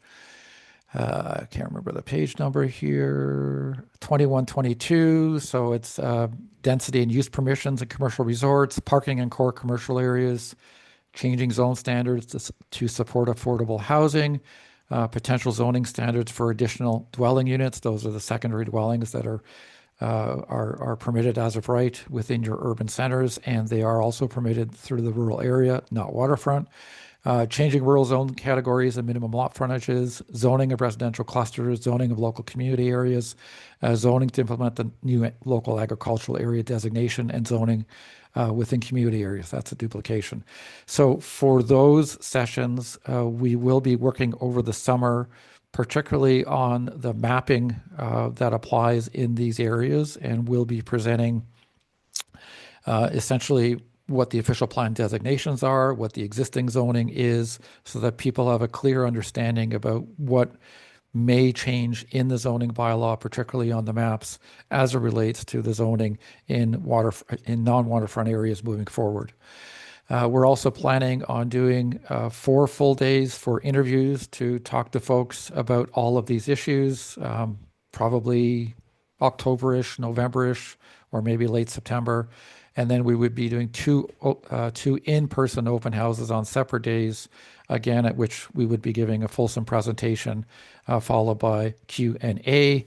We would then follow that up with another what we heard report, and then come back to steering and planning committees with our findings and summaries for future discussions with both committees.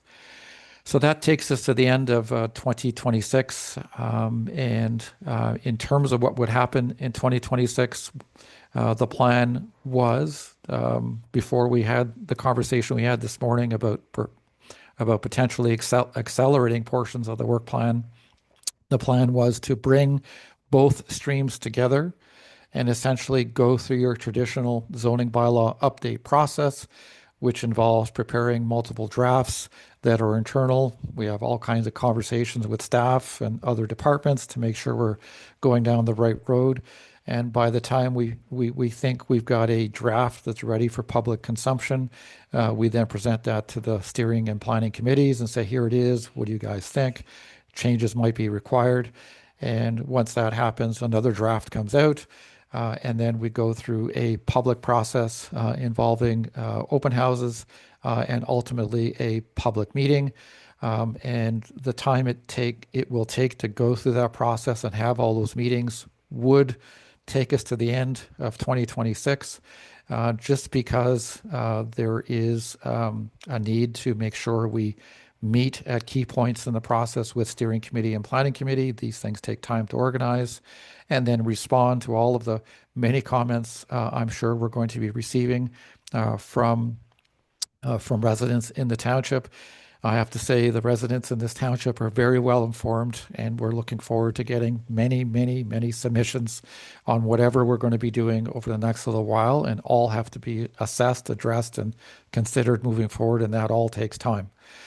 So that's what the rest of my report talks about. And then just scrolling here, and then as Mr. Sharp indicated this morning, there is another phase. That phase is not worked out in terms of timing, tasks, or cost.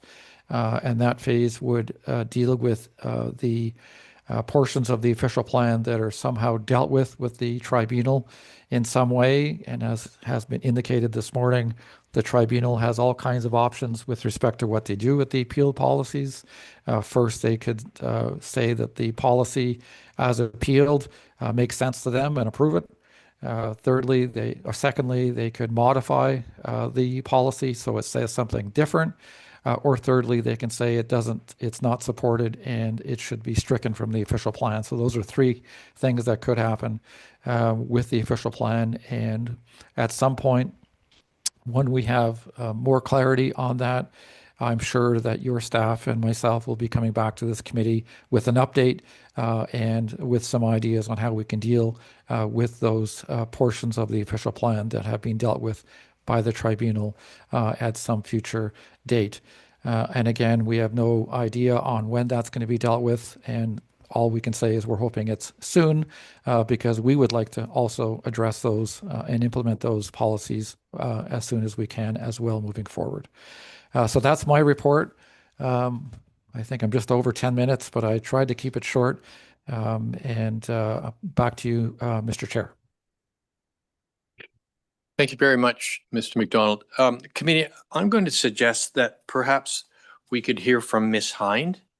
They have the proposal in the implementation plan has an interview process, and perhaps she could. Oh, she's not here. I thought she was. Oh, okay. Well, scratch that idea. Committee, that's a long report. There's a number of issues in there. Is that Councillor Burry? Councillor Burry. Indeed it is, Chair Bosomworth, and thank you. Through you, a question to Mr. McDonald. I hear that one of the pieces is that we're going to tell people we've heard them. I would say that to date, we have had several potentially minority views that have said, you're not listening, you're not hearing me, when in fact we are listening, we are hearing, and we fundamentally disagree. And I would say that that's from the majority. How does this capture that argument from what has been to date a very vocal minority that keeps saying you're not listening, and indeed we are listening. We hear them loud and clear, and many of us around this table do not agree. Thoughts? Mr. McDonald. Great question. Ultimately, it's up to Planning Committee and Council to make decisions, and what you have staff and your consultant do is make sure that we've thought through everything we're presenting to you before you make that decision. So in my view, I certainly understand and appreciate the concern you're expressing. It's not uncommon. This is pretty common across many municipalities in Ontario. There often are groups that are very vocal and they have a particular point of view, and sometimes they're supported by council, sometimes they're not. It doesn't really change how we as planners look at preparing a work plan and going through a process to make sure we hear all voices. All I can say is that we're very hopeful that we get more voices than just the voice we've been hearing so far through the process, and we'll be making every effort to do that and to give people an opportunity to provide comments. And what I always suggest is that, many people don't appreciate what the municipality is doing in many cases. And, I think it's incumbent upon members of committee and the municipality generally to make sure that as many people are as informed about what we're doing and to get those folks to participate in the process as well. So we think the interview process does that, because it allows people to sit in the comfort of their own home and basically tell us what they think about what we're doing. And obviously other opportunities exist for these people too. They can write letters, send emails, contact you, appear as delegations, and so on and so on. So all those other processes and opportunities are available as well. But ultimately, it's your decision to make on what you want to do with what we present to you in the future. And I certainly understand the concern.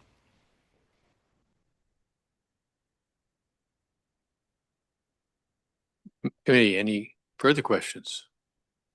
Long report, surely there's some questions. Councillor Edwards. Yes, thank you. This is to Mr. McDonald or maybe staff. How are we letting all the lake associations know so they can blast to all their members as well, rather than just one organization that seems to be in opposition to everything we do? Perhaps that goes to Mr. Sharp. Thank you, Chair. Yes, staff have been keeping an engage page, a dedicated engage page, up to date with respect to progress on this project, and anyone can subscribe to receive updates from that page.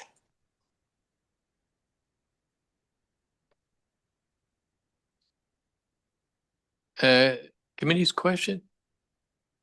Well, let me get it rolling with the question. And I guess I'll leave it up to Mr. Sharp and Mr. McDonald who answers the question. Maybe they both do. The original plan, which I think is, based on option 3, had the job being done in 21 months. And it went from June of last year to February 26th. So that's 21 months. And that was for the whole bylaw and was broken down to 7 months in the phase 1, 4 months in phase 3, 9 months in phase 4, and 1 month actually for phase 5, which was drafted, final, and approval. It is now showing 31 months, and 5 of those months are due, 5 or 6, depending on how you count them, are due to the fact that the zoning bylaw steering committee took much longer. Phase 2 consultation is 2 months more than previous, and I think that might be justified based on the fact that it's an enhanced engagement process. But phase 5, which is the final drafting, is another 4 months. So you get 5 that we can't do anything about because it's already happened, and then there's another 5 broken down between, the big numbers are a couple more months for the consulting, plus another 4 months for final draft and approval. And remember that the proposed plan is for a subsection of the OP, not the whole OP. And so if I was looking for trying to understand why we have to add 5 more months, a reasonable portion of it is in final drafting and approval. And so I just would like some comments on that.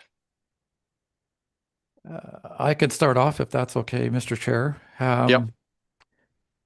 All I can say is 2 things. Well, 3 things. One is, the steering committee process has been invaluable. And it became pretty clear pretty quickly that all of the things we're talking about are not simple things. They're all very complex.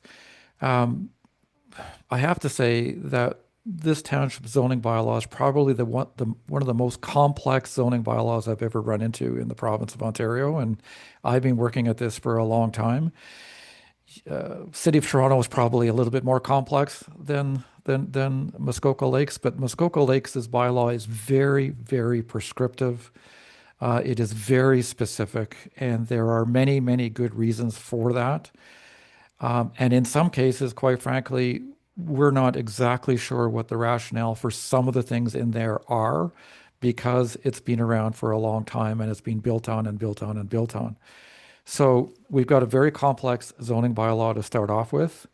And there are a number of things that require some updating and some changes. But once you start thinking about making changes, it has a cascading effect on other parts of the bylaw because of its complexity. So you've got a complex bylaw to start off with. Secondly, because of that complexity, and because of the a lot of that complexity deals with waterfront area zoning provisions, and we've got thousands and thousands of properties. Lots of properties don't comply with current zoning for one reason or another, And there are lots of rules in place relating to many, many things on each individual's property. And each individual property owner has a stake in how they think this bylaw should work for them. And as you see routinely with every little application, and I'm not saying all applications are little, but with every application that comes before you, there is always lots of eyes on them, lots of concerns expressed by neighbors about this and that and this and that. So we're very, very mindful of the need to make sure we get it right, and that will take more time, because I want to make sure we fully understand the issue, we've fully thought through the options, and we've thought clearly about what the recommendations should be. And the third thing is, similar to the official plan, there are always changes that we're proposing that require some time to reflect on. And for that reason, the official plan process probably took way longer than most people envisioned. And I anticipate the same will happen with this process, although this time it's way more technical. And a lot of people need to be brought up to speed, so we're all on the same page and understanding what the actual bylaw provision says, what it does do and what it doesn't do, and that does take time. So we're being conservative in making sure we build enough time in for this so we don't run out of time. And those are some of the reasons why the work plan is taking longer to get through.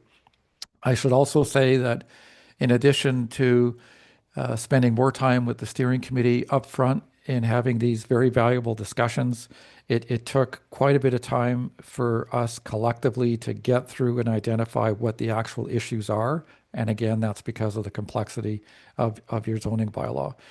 Not really excuses. I think it's just the reality of Muskoka Lakes, unfortunately. And, we'll do the best we can to accelerate where we can. And I think the idea of coming back to committee in January to have a conversation about what we can really move forward quickly with is a good one. And I look forward to doing that. I don't know if staff have any additional comments they want to add to that. Mr. Sharp, would you like to add anything to that? No comments. I think Mr. McDonald captured everything that I had in mind. Thank you. Councillor Nishikawa. Thank you. I'm sort of surprised that the direction that this has gone.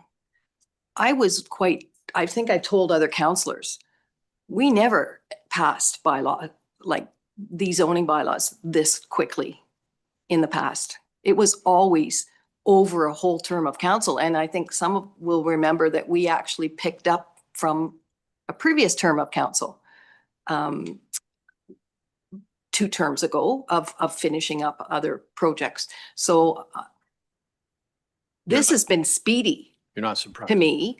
And in fact, I think we should be looking at how long past applications have taken, and we'll see there's a pattern. And I think to not recognize that you need that much time is not doing us any favors. I think we have to expect to take sometimes over the term of council. Any other comments?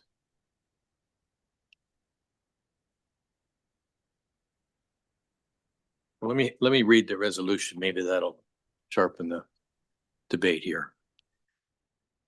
Moved by Councillor Roberts, seconded by Councillor Kent.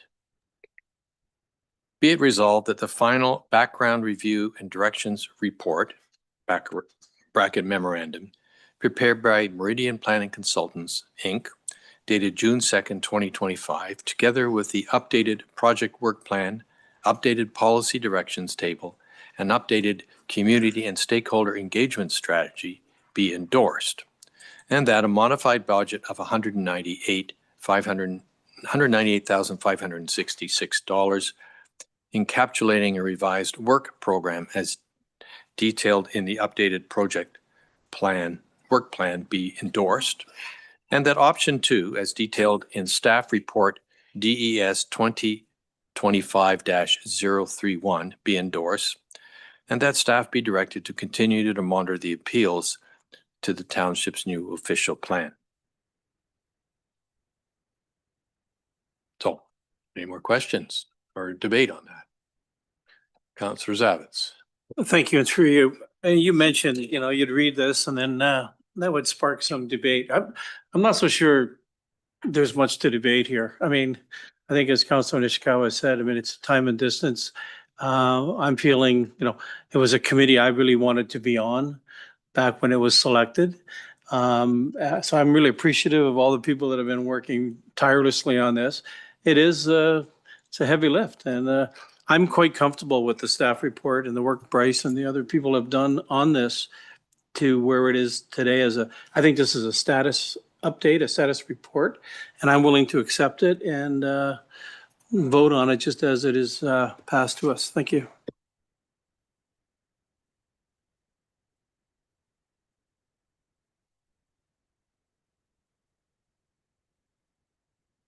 Yes, Councillor. Thank you, Chair. Dr. Roberts. Thank you, Chair, and through you to, there was an idea floated that we'd proceed with the option 2. And then in January next year, we would rethink a path forward. And the words were that then we could, once we did that, we could move quickly forward with whatever we decided on. So the question I have, if, it's going to be maybe hard to answer, but does that mean we'll conclude something? If we just guide, there's 15 items, we're going to move forward quickly with 10.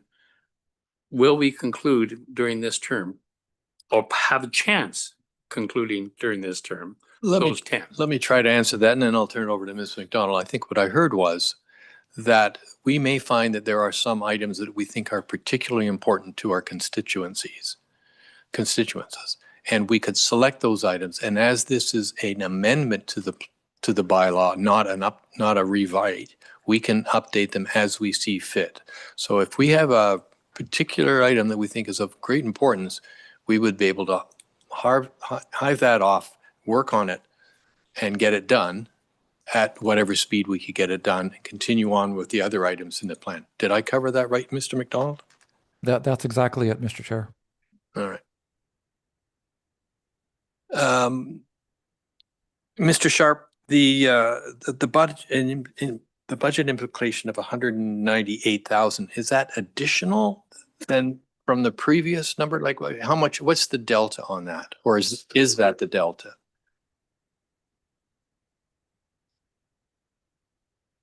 From the first version? Through you, Chair. It's in the report. I just need to take a moment to find it, but I believe it's around $76,000. It's a $76,000 increase. But Ms. Huff has the report. Thank you. Ms. Huff? Sure. Thank you, Chair.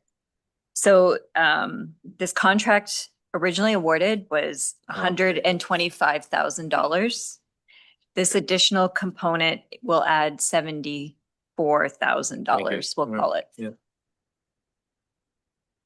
Another question that I have is to both of you, I expect. How much of the work have we already done? So the technical work, or they're thinking about, is staff waiting us to finish this step before you start any work?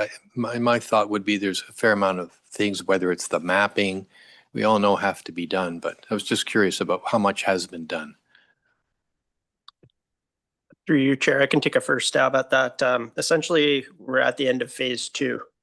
So phase 2 is supposed to be completed in January.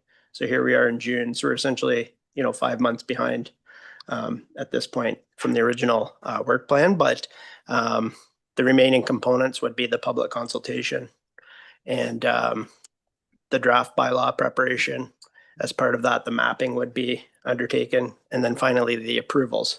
But keep in mind, we're only talking about dealing with the unappealed considerations. And I don't mean to sound like a broken record, but I just want to keep reminding Planning Committee that there is the phase 6 component that I mentioned during my presentation, which is the component that deals with everything that would come after the resolution of the appeals.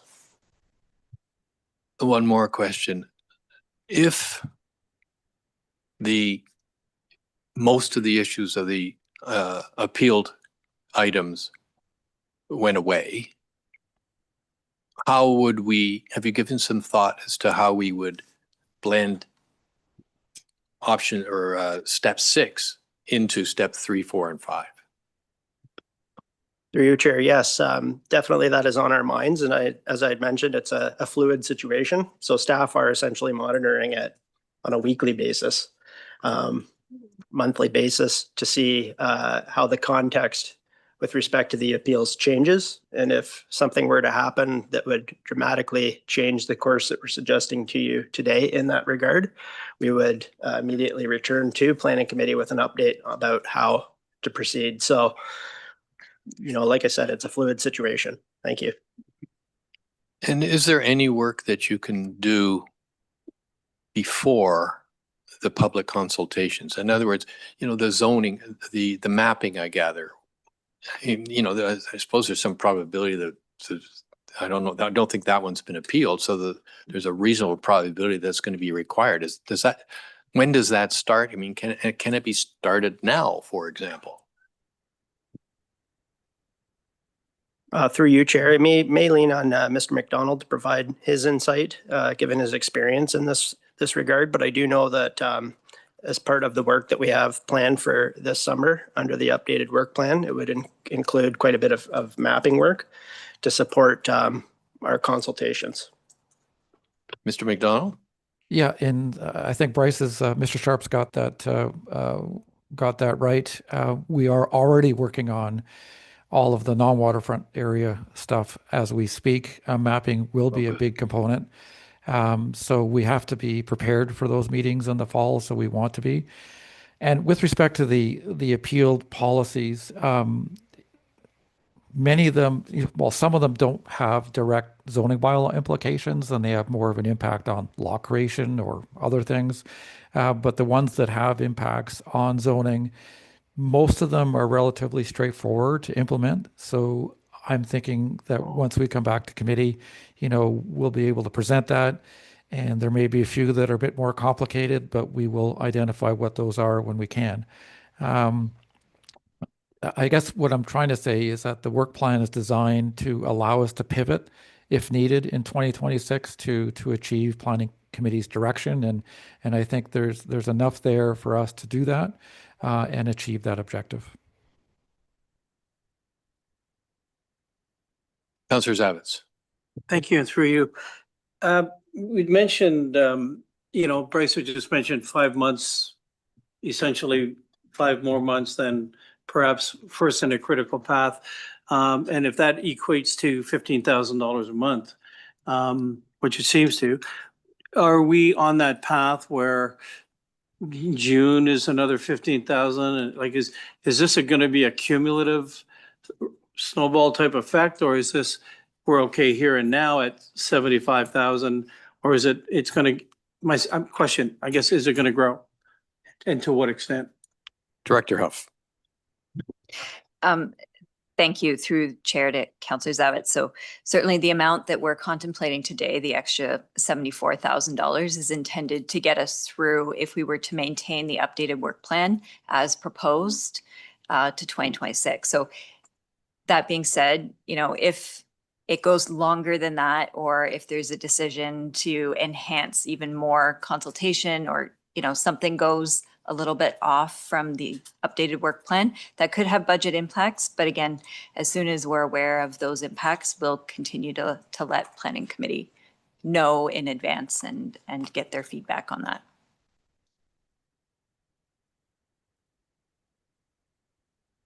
Mayor Kelly. Thank you, and through you. All right, I must admit I'm happy to hear the word pivot. To the extent that we can constantly be mindful that we're looking for opportunities to cut back and find time efficiencies. I am not proposing that we cut corners on any part of the critical parts of this job, especially the public consultation part. But we need to keep our eyes on the ball, look for opportunities to cut a month or cut a week or cut a day here, there, or whatever, pivot on that and build those efficiencies into our plan. If we just walk out of here knowing that December is the deadline, it'll take till December, and then it'll take longer than that. But if we come in here knowing we can maybe find ways to cut it back, the frustration, obviously, with the enhanced communication, it appears to me to have added a tremendous amount of time. I don't know if it's 5 months or 9 months. It's actually only adding 2 months. No, it'll get to 5. No, I thought it was more than 5 when I looked at it and added it up. But as long as we're looking for opportunities to keep it back under control, as long as we're ready to flex if if the results of the OLT come in and we have more work to do than we realize, I'll support it. Is that flex notion baked into 1? No, it's not. No, maybe into the resolution? Probably, yeah, it probably doesn't need to be. It needs to be. I think it's Yeah. obvious. Okay. Any other comments? The longer I sit here, the more questions I have. Mr. McDonald, back on the point about we had, I don't remember the exact numbers, 5 or 6 meeting with the steering committee, which I think to a person, we all thought that was highly valuable. Would not that help us in, we've had a lot, that in a way is public consultation, and there was only 3 out of, I can't remember, were council members, and the rest were public, but they've advanced the hottest issues quite substantially. And in my mind, that might make the necessity for public consultation on waterfront issues less.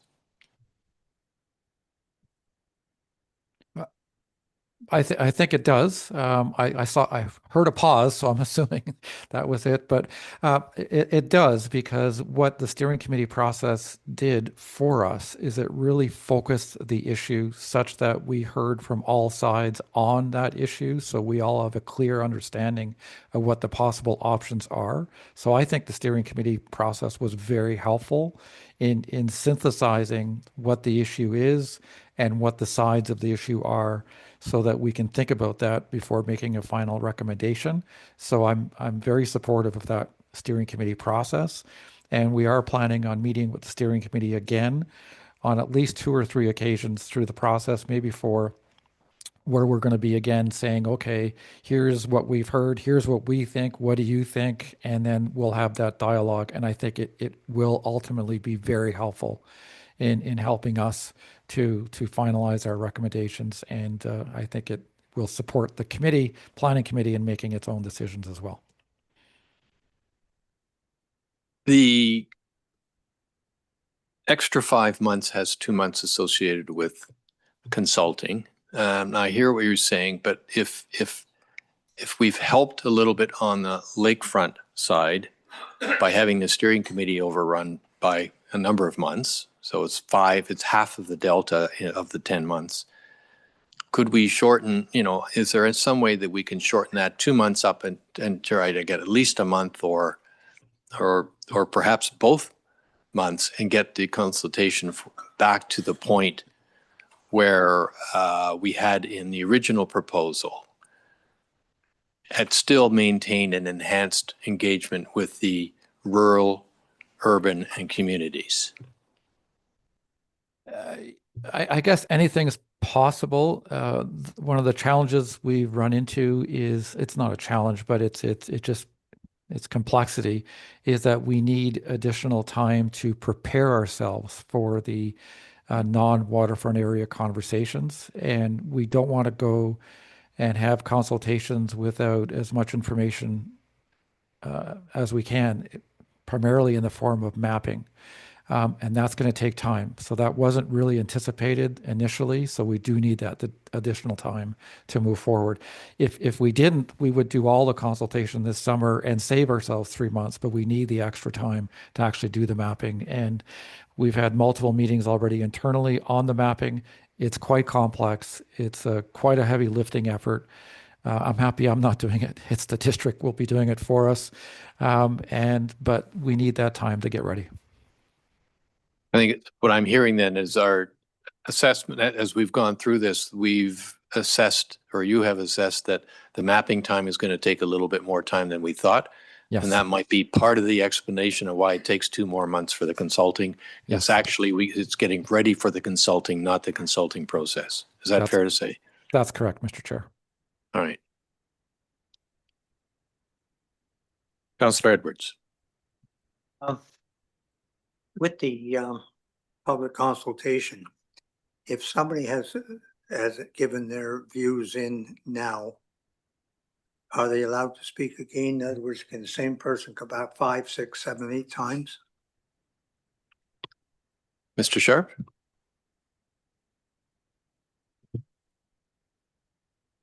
You may defer to Mr. McDonald on this question. I'm not actually sure I'm totally understanding it. I think the question is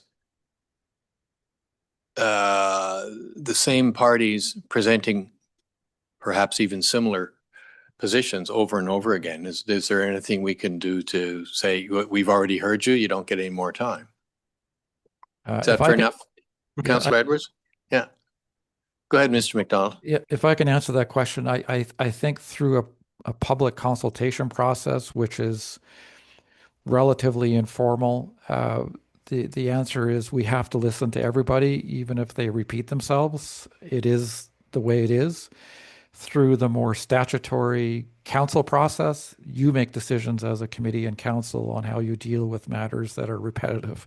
So I'm going to stay out of that one. That's for you guys to figure out. And I'm going to stay out on the informal side. Anybody comes to a meeting and wants to say something, we have to let them say what they want to say, even if we heard it before. And that's just good. That's just good planning. And I think it's the polite thing to do from my perspective. Director Perochi, I think you want some comments as well to help with that answer. Thank you. If I can assist, I'm coming from a procedural standpoint rather than the planning standpoint. So just in regards to the procedural bylaw, it depends on how it's set up. So during the public consultation process, if it's just going out and holding open houses, absolutely people can come and speak. At a meeting, it depends on how it's set up. So whether it's a public hearing or just part of a public meeting. So if you're setting it up as a hearing, you're setting it up so that any member of the public can come and provide their thoughts. There are some parameters to time and all of that. But if you want to keep it to having like a report on the agenda, then they'd have to go through a process of submitting public comment and all of that. And that way there is some parameters in our procedural bylaw speaking on the same matter more than once in a 12-month term. So per our procedural bylaw, there are ways, it just depends on how we set up the meeting. Okay, Councillor Edwards. My supplemental, then if one person speaks 5 times, is that 5 comments, or are you lumping them in so we know that you basically have one person speaking 5 times with your actual report? We get reports that we get this, and this. If we had names and it said, okay, Mr. Smith spoke 4 times on the same subject, we would know, rather than it looked like slanted, like everyone is wanting this when it's only maybe 2 or 3 people. So is your question do we always know who's submitting the answer? Is that the basis of your question? Yeah. Do we get the results from the consultant and that because it can slant the It's like standing at a crosswalk, pressing the button over and over again to trick it into thinking there's a lot of people waiting. Exactly. Very well. Mr. McDonald.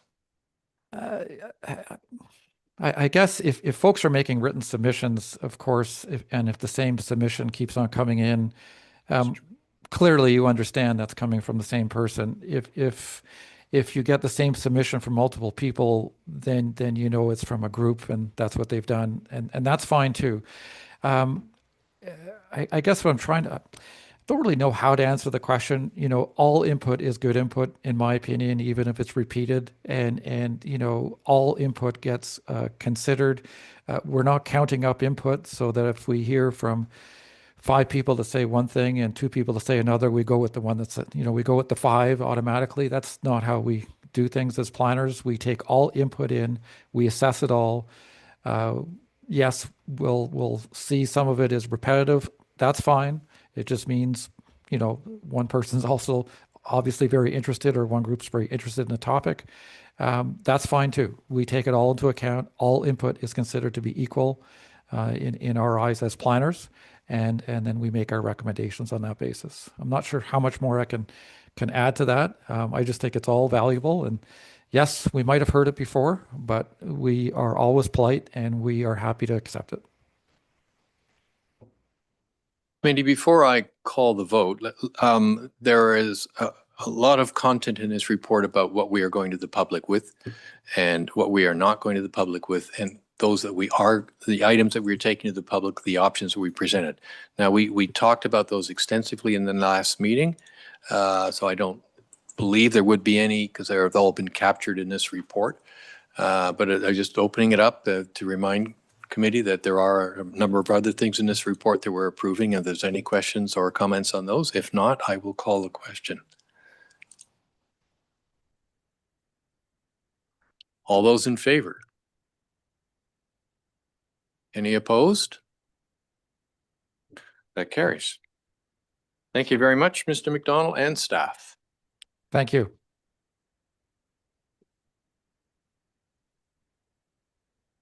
Okay, what's the next item?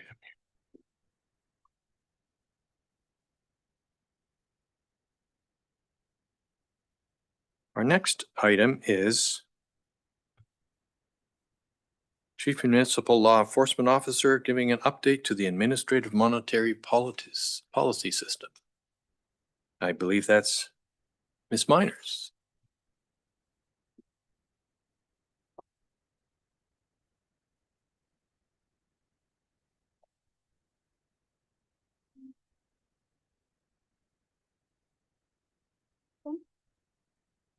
You might have to lower it. Okay. Okay, thank you, Chair, and good afternoon, members of Planning Committee. This report is just about a proposed update to our AMPS bylaw. You know, working through the AMPS bylaw over the course of the past year or so, we have identified some general housekeeping updates and improvements, so we wanted to add that stuff in. And as committee may recall, we have recently updated our short-term rental accommodation licensing bylaw. So with that, we do want to update the AMPS bylaw to reflect those new updates from the short-term rental bylaw.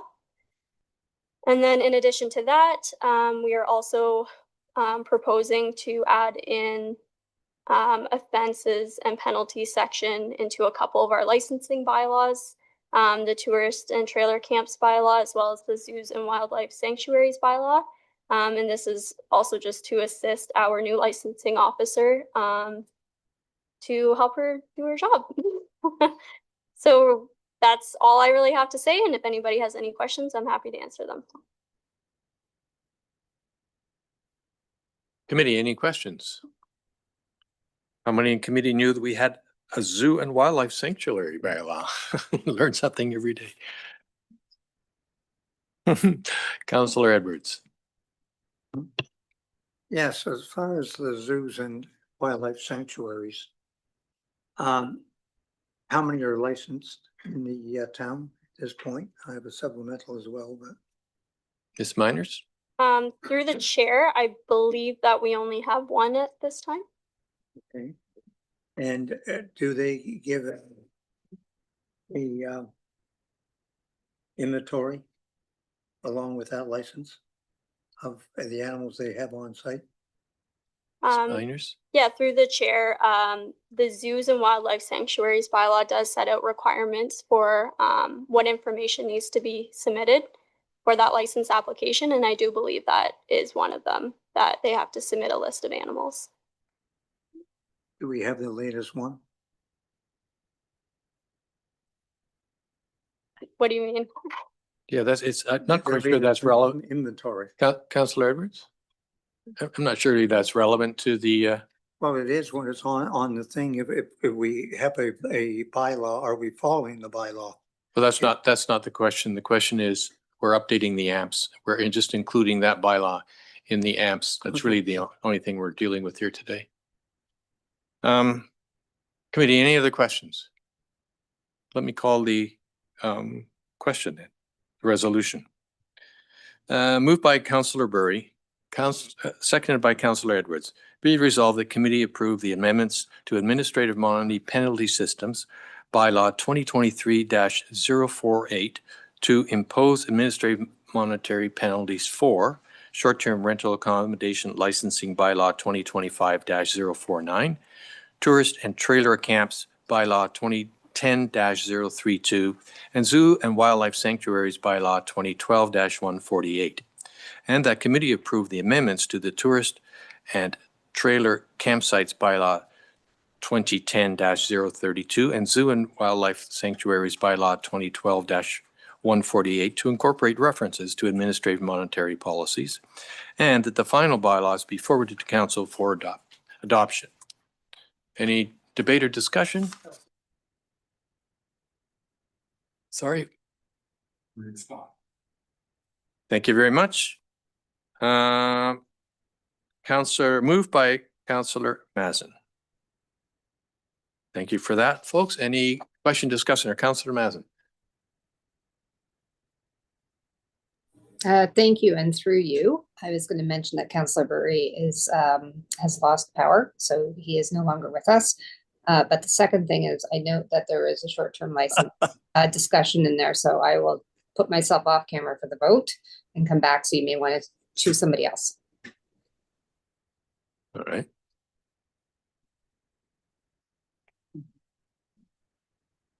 All right, we got to change the mover.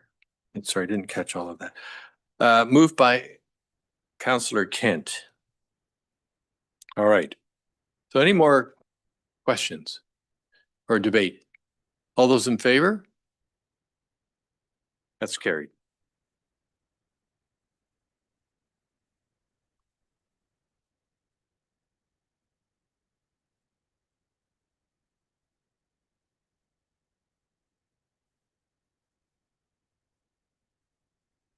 All right. Next item is 15A. From Director Huff, we were going to hear a story on, or a report on Bill 17, Protect Ontario by Building Faster and Smarter Act.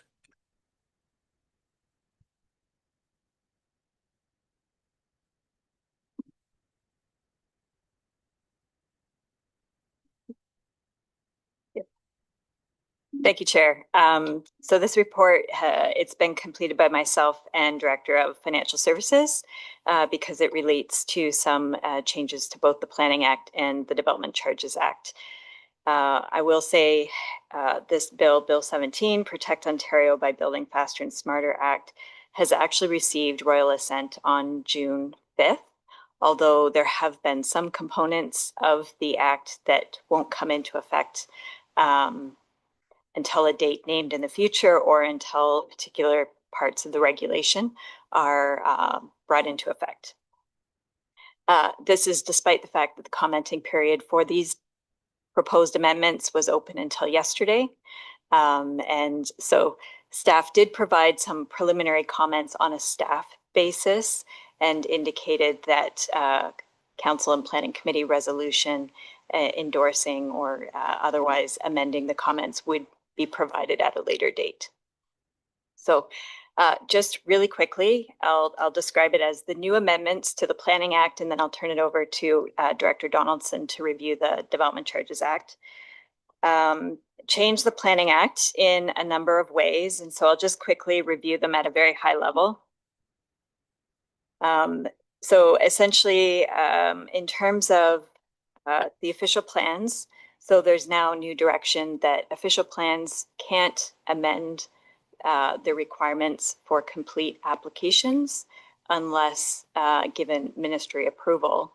And they're also proposing to amend regulations to prohibit certain types of studies from being required in municipalities entirely.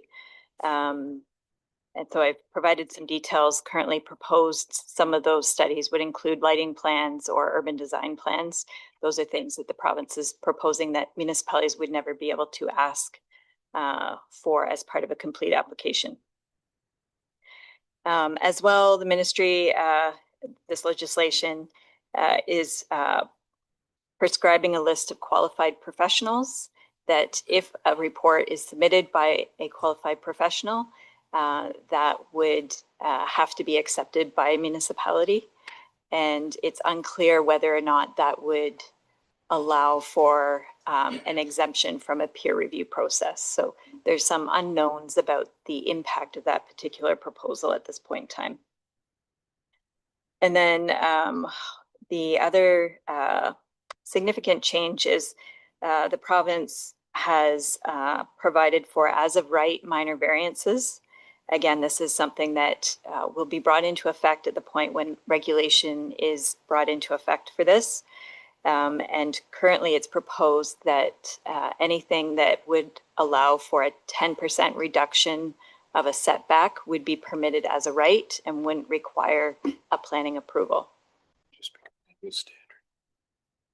And then some of the other items that have changed is that the province will allow publicly funded schools and associated daycare facilities to be permitted as of right in residential areas, which is, I think, something that staff are excited about. I think that is something that makes sense generally from a planning perspective. And as well, the ministry is now able to impose conditions on the zoning orders before they come into effect. So essentially, in some cases, we've heard about the ministry imposing zoning orders. However, there's been a lack of ability to impose conditions with those. And in this case, they may say something to the effect that servicing would need to be extended in order for the zoning order to take effect that would allow for a certain particular type of development to occur. So that also does seem to make sense if there had to be zoning orders in the first place. And so I've provided some comments on these. Some of the changes we don't expect to have significant impacts on our township, but staff are really quite concerned about the potential implications on the restrictions to the complete applications, what studies we can require, as well as hoping that municipalities won't be restricted from using a peer review process when it's deemed appropriate. And we agree that there's a desire to streamline the process, but sometimes peer reviews are helpful to ensure that development happens in a way that protects the municipality from liability concerns and, long-term impacts of development on constituents and the environment. So with that, I will turn it over to Director Donaldson to speak to the changes to the Development Charges Act.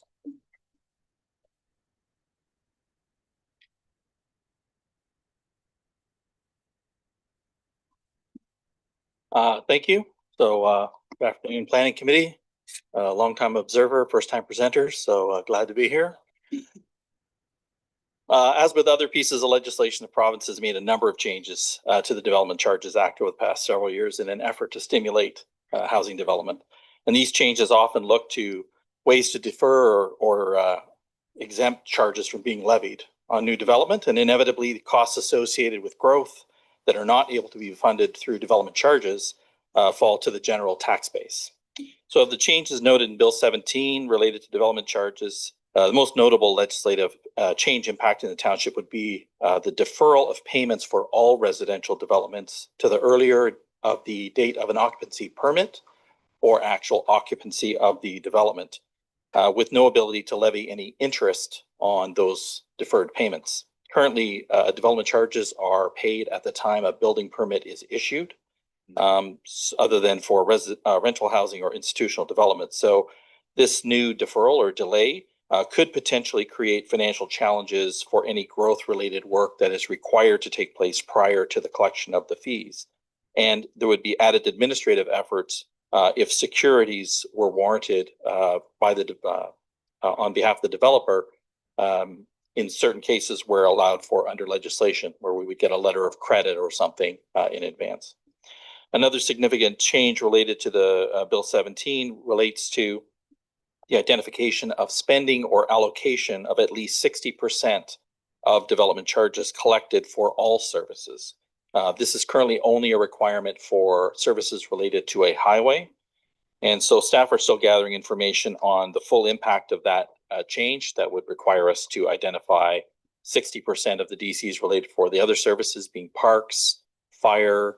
There's one for general admin for those as well, in terms of how specific do those allocations need to be and for what projects. And another change specifically not specifically highlighted in the report, but I thought was notable to mention was just the province's ability to create exemptions for what is allowable capital cost beyond land for development charges. So it's unclear what changes may be made, but there may be some things that we have included in our background study that we had identified, thought would be an eligible capital cost that we could collect development charges for. The province reserves the right at this time to come forward at any time to say you can't collect for specific capital items using development charges. So again, that's a bit of a wait and see in terms of how the province may or may not choose to use that power going forward. All in all, I don't think that the changes, other than the timing of the collection for all residential development, I don't think the changes being proposed are particularly impactful for the township, but we'll continue to monitor in terms of how it may affect us going forward. And I'm happy to take any questions on that part of the report. Thank you very much. Committee, do we have any questions? I have a couple of questions for Director Huff and maybe one for Director Donaldson.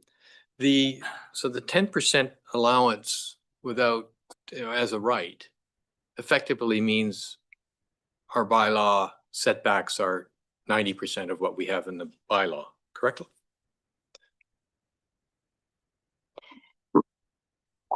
Through the chair. So there is a caveat in the legislation that specifies that the 10% for the minor variances is to apply to urban residential lands. And so for that reason, I think it really would be limited in scope in the township. So would it behoove us to increase those setbacks in our bylaw by 10% so that when they get when the 10% variance allowance gets exercised, we're back to where we used to be? Through the chair, I certainly know that some municipalities are considering that, and it's those municipalities that are very urban and their developments, the development envelopes end up, if you think of, say, subdivision development, where the homes themselves are built so close to the lot line that they actually correspond to the minimum requirements under building code. So 1.2 meters is the minimum requirement for a residential home relative to a lot line. And if you're proposing less than that, then that requires additional fire rating protections on the wall and the openings.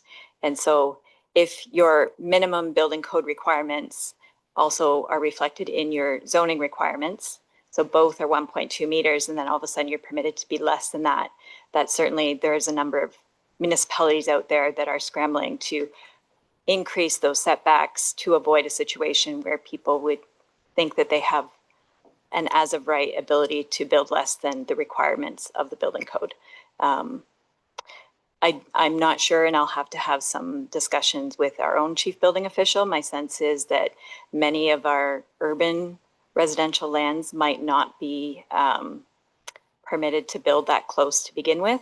And so that's, it's certainly a direction of planning committee, but also in consultation with our building staff to determine if there is a real pressing need to increase those setbacks by 10% in order to protect the municipality. Second question is, I believe the Township of Seguin has, I guess it's in their bylaw, the right to select the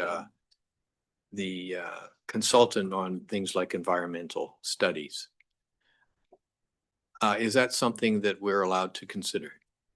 And that would get around, if you can't get a second opinion on a consultant's report, then the next best thing is we would get to select who's doing that study. Thank you, Chair.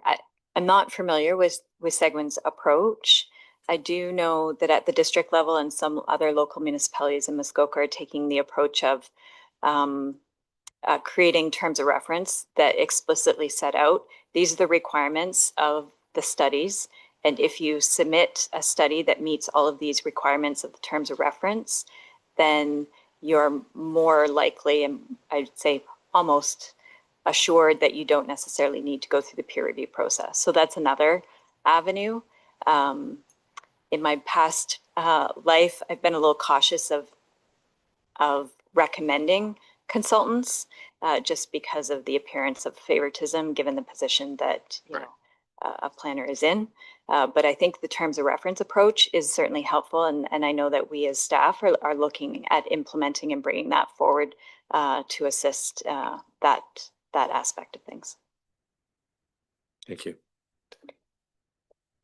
To Ms. Director Donaldson, I'm interested in and I don't think it really particularly applies very much to us, but in a small way it might.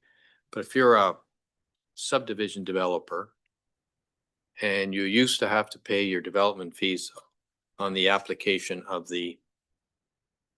at the building application, therefore the township or the municipality had some leverage, you don't get your building. And it moves to now occupancy. I mean, that can be a long, long time. And it seems to me that that's a gift to the developer because he doesn't have to have his capital tied up for that period of time. Does payment of that, is it conditional on occupancy? In other words, do we still have the leverage to say you don't get your occupancy until you pay the money? So it says it's occupancy or occupancy permit. I'm not sure that we always have to issue an occupancy permit. And once someone takes occupancy, I think it would just be at that time that we become aware that we would ensure that that amount is paid. So I think there's some administrative considerations we'll have to take into account. I'll have to work with the chief building official in the building department to figure out how that would in fact be implemented clearly. It's very clean now. It's really makes it super easy. It's make an application, you pay the fees when you get your building permit. Once construction is completed, that probably will take some further investigation. Thank you. Mayor Kelly. Thank you, and through you, your last question raised one for me. Do the deferred payments apply across the spectrum of all residential construction or just affordable? Through the chair, all residential. Okay. Did I read it? Didn't. No. Committee, are there any more questions? Thank you to both of you. Let me read the resolution. Moved by Councillor McIntyre, seconded by Councillor Mazan.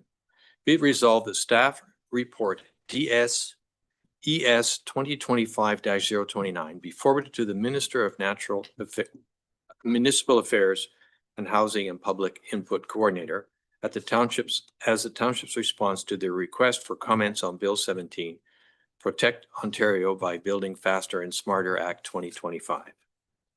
Any debate? All those in favor? Carried.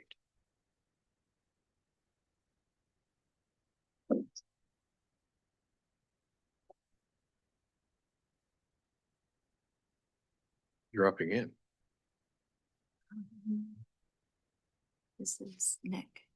Oh, sorry.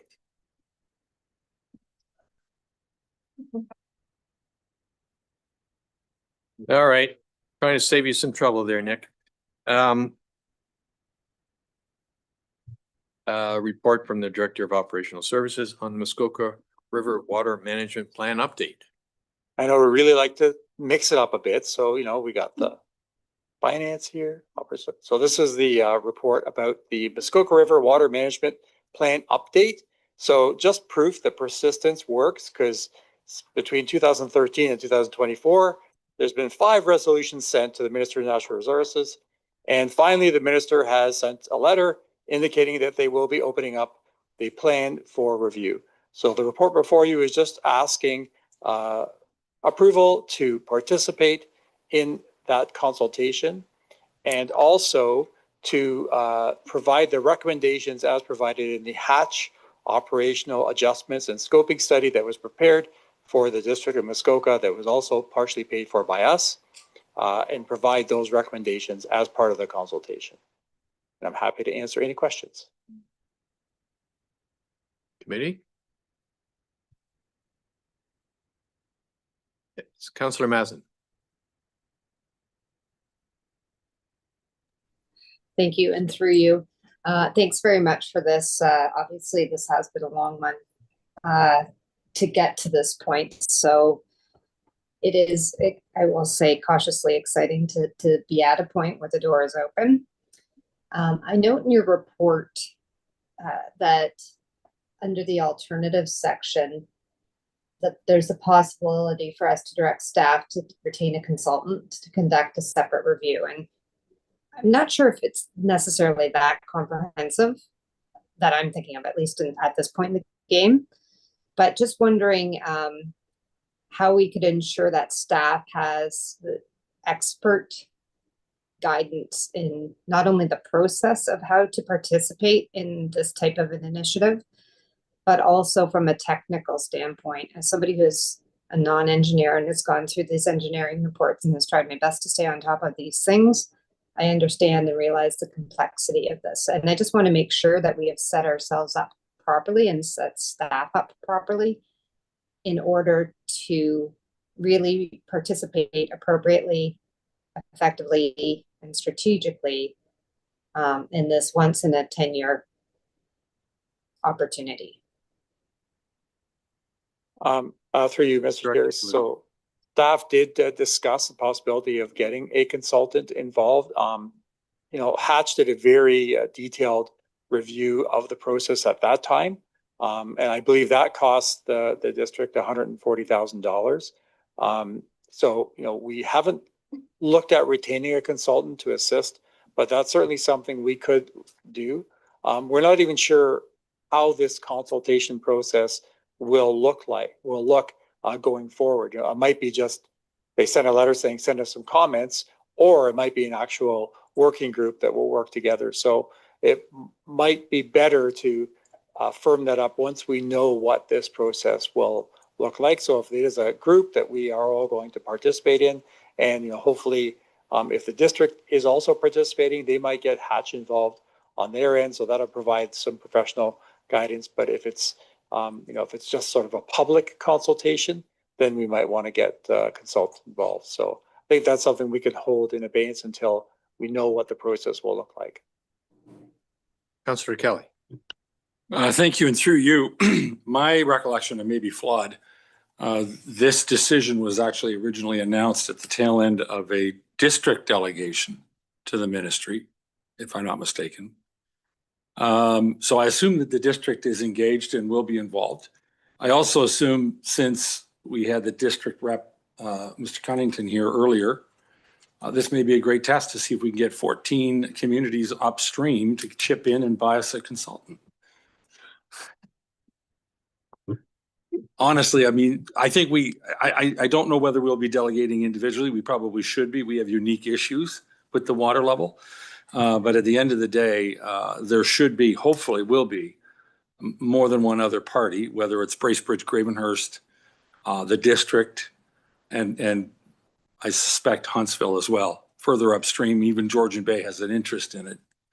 It seems like there'd be lots of opportunity for us to pool resources and not have to spend a lot of money or as much money on individual advice. Councillor Mazin. Thank you, through you, and thanks to Mayor Kelly. He's already going ahead to figuring out how to fund this. I think I just wanted to reinforce my thought is just to be ensuring, no different than any other major project that we work on. We often bring in either a contract or a consultant to help us.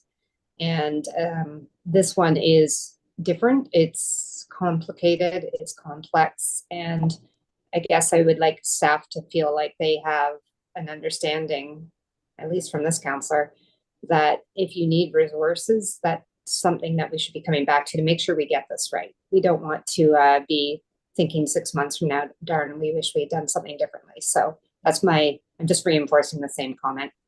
So I'll put myself on mute again. I mean, I'm going to read the resolution here just so we can get on here. Moved by Councillor Roberts, seconded by Councillor Nishikawa. This is a bit lengthy.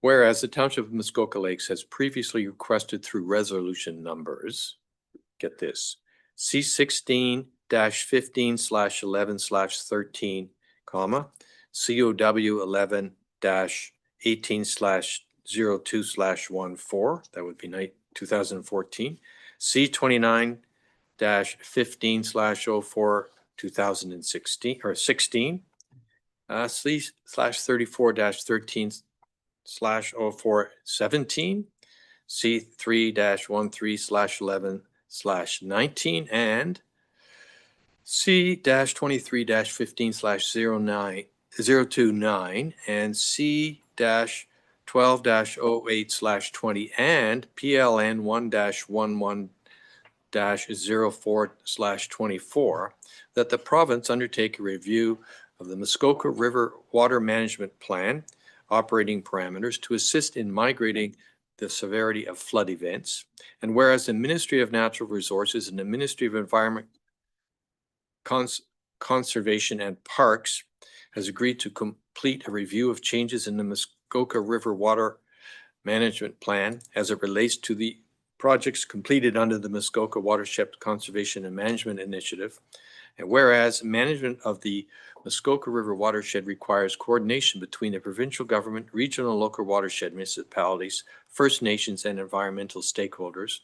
Now therefore be it resolved that the Township of Muskoka Lakes supports pursuing an update to the Muskoka River Watershed Management Plan, and that staff be directed to participate in it as a member of the stakeholder engagement and consultation process with MNR and MECP staff, and that the recommended changes as proposed in the Hatch operational adjustments and scoping study for the Muskoka River Water Management Plan be advanced by the township as the requisite updates necessary to enhance the plan in an effort to help reduce the extent and impacts of flooding. Any debate? All those in favor? Any opposed? That's carried.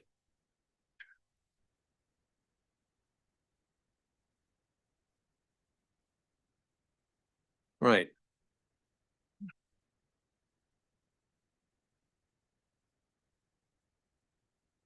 I don't think we have any particular content left on the agenda, but under the topic of Ontario Land Tribunal status update, CEO Pink, could you give us your impressions about what happened at the May meeting on our official plan? Certainly. Thank you. Through you. The hearing that the chair is referring to is there was a motion, I believe it was on May 26th. A motion was advanced by the Muskoka Lakes Association with respect to the validity of the appeals made by our Muskoka to the township official plan. I think I would admit it was perhaps somewhat unusual in the motions I've been involved with previously had experience in. Typically, the point of the motion, there's written materials before, and this is the opportunity to verbally advance those arguments. The chairs that were chairing this motion at the OLT, frankly, limited the amount of verbal arguments being advanced and wish to see written arguments. So it was a bit abbreviated. It was more of a technical argument throughout the day on process. But verbal arguments were advanced. There were timelines, brief timelines after for written arguments to be submitted afterwards. I won't go into, I don't know if it's appropriate for me to go into sort of my feelings or what I feel might be the outcome. But I think it was more clear than the first motion, you may recall, where there was a new bill advanced by the province and the transitional provisions were not very clear, and the municipality brought forward a motion to gain clarity. That was, a bit of a gray area. what was being argued at this hearing is fairly black and white in the Planning Act. It's pretty clear what an appeal form has to include and not include. But I think what we would all agree on, all parties, is hopefully we do receive a written decision as soon as possible, so that we have some clarity on this process. It's been, I believe, nearing at least a year and a half where these appeals have been submitted, and we have yet to establish dates and timelines for that hearing. We're still arguing process almost 2 years in, which is frustrating, and hence the lengthy discussion we had earlier on today's agenda on the zoning bylaw project. So hopefully we do get a written decision from the tribunal on that motion soon, and at least there's clarity. Either we will set some dates and proceed with a hearing on the appeals, or perhaps some appeals may be dismissed, was what the motion was pursuing. So Thank you very much. hope that provides clarity, but happy to answer any questions should committee members have follow-up. Thank you very much. Delegated, do we have staff delegated approvals, anything on that we need to cover? I don't think so. And the correspondence can be found here. We'll have one more resolution. Moved by Councillor Mazin, seconded by Councillor Nishikawa. Be it resolved that the planning committee meeting adjourn at 2:17 p.m. and that the next regular planning committee meeting be held on Thursday, September the 17th, 2025 at 9 a.m. via an electronically and in-personally hybrid format from the council chambers municipal office in beautiful downtown Port Carling, Ontario. Debate? None. All those in favor? Thank you. Carried. Well, thank you.